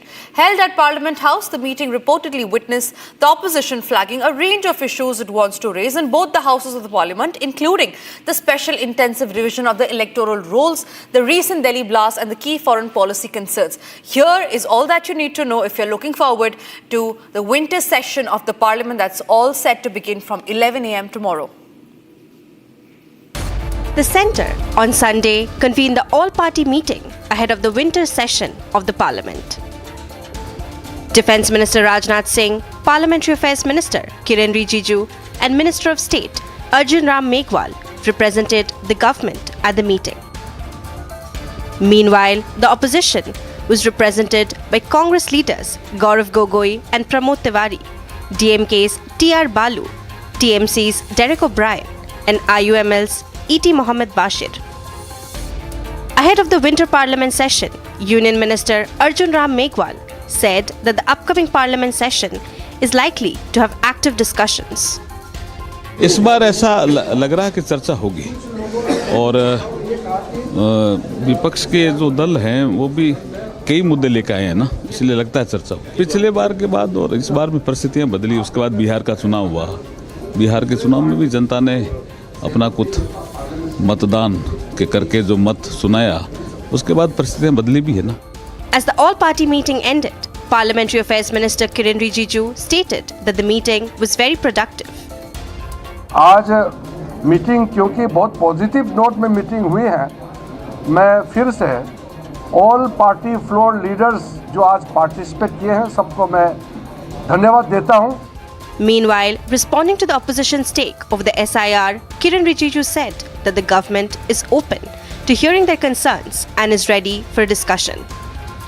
Within the opposition party, there are many floor leaders who are interested in running the house and also raising the issue. Also, it is not correct that all the opposition parties are prepared to stall the parliament proceedings by raising SIR issue only. The issue came up, but it is not that they are not interested to run the parliament. Adding to the remarks, SPMP Ram Gopal Yadav stated that the Samajwadi Party alleged large-scale pressure on officials to remove voters. Samajwadi party की तरफ से केवल SIR, इसमें बहुत बड़े पैमाने पर अधिकारियों के दबाव में BLOs आत्महत्या कर रहे हैं, उनसे वोट काटने के लिए कहा जा रहा है, उनको अलग, जैसे हमारे यहाँ इटावा है, इटावा में सारे लोगों को कैटेगरी C में डाल दिया है। इटावा ज़िले में 7 लोकसभा के सदस्य हैं, 1 राज्यसभा का सदस्य है, 3 MLAs हैं, सब कैटेगरी C में, सब जाने कब से वोट डाल रहे हैं। तो ये अनियमितताएं इतनी ज़बरदस्त मनमाने तरीके से हो रही हैं, ये सिर्फ इसलिए हैं कि C में जो डाल दिया जाएगा उसको नोटिस देंगे। मान लो नोटिस नहीं देते हैं तो आपको पता ही नहीं चलेगा, वोट कर जाएगा, वोट नहीं बन सकता।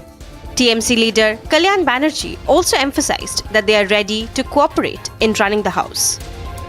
No, we have not said so. We are still we are still expecting that when all the oppositions have said that SIR should be discussed, we think that good sense will be prevail upon the ministry and they should begin the discussion of the SIR. Yep. Further, commenting on the winter session of the Parliament, JDU National Working President and MP Sanjay Kumar Jha praised the Election Commission for its remarkable work. देखिए, बिहार में last session भी wash out हो गया और exercise से बिहार में हो रहा था और पार्लियामेंट यहाँ बंद करा रहे थे। पूरा बिहार में SIR का काम 1 महीने में हुआ। एक कंप्लेन नहीं आया है जो कोई ये कहे कि वोटर लिस्ट में उसका नाम काट दिया गया। SIR के एक्सरसाइज के बाद बिहार में इलेक्शन हो गया। इतना बड़ा इलेक्शन हुआ, पूरे इलेक्शन में हाईएस्ट टर्नआउट हुआ है बिहार में। इतना वोटर टर्नआउट आज तक बिहार में नहीं हुआ। कोई एक आदमी ने नहीं कहा कि उनका वोटर लिस्ट में नाम नहीं था या काट दिया गया। और इलेक्शन वायलेंस फ्री था। इलेक्शन में एक जगह रिपोलिंग नहीं हुई। इलेक्शन कमीशन ने रिमार्केबल काम किया, इतना बढ़िया तरीके से इलेक्शन करवाया। The winter session will run from December 1st to 19th and will include 15 sittings, and Parliament is expected to take up major legislative and financial businesses. As the all-party meeting concluded for the day, leaders highlighted both cooperation and contention. Some of the government ministers praised productive discussions, while opposition MPs raised concerns over the SIR setting up a closely watched winter session.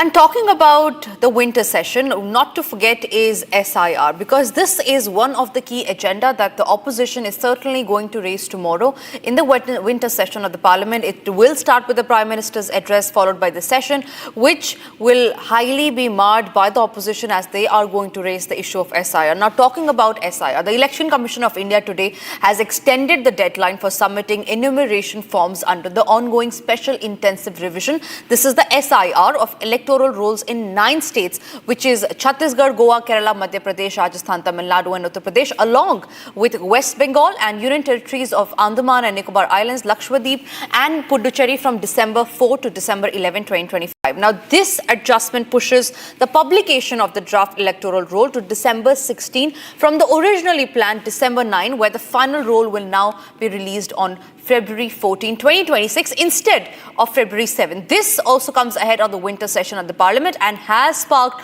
a huge political debate already.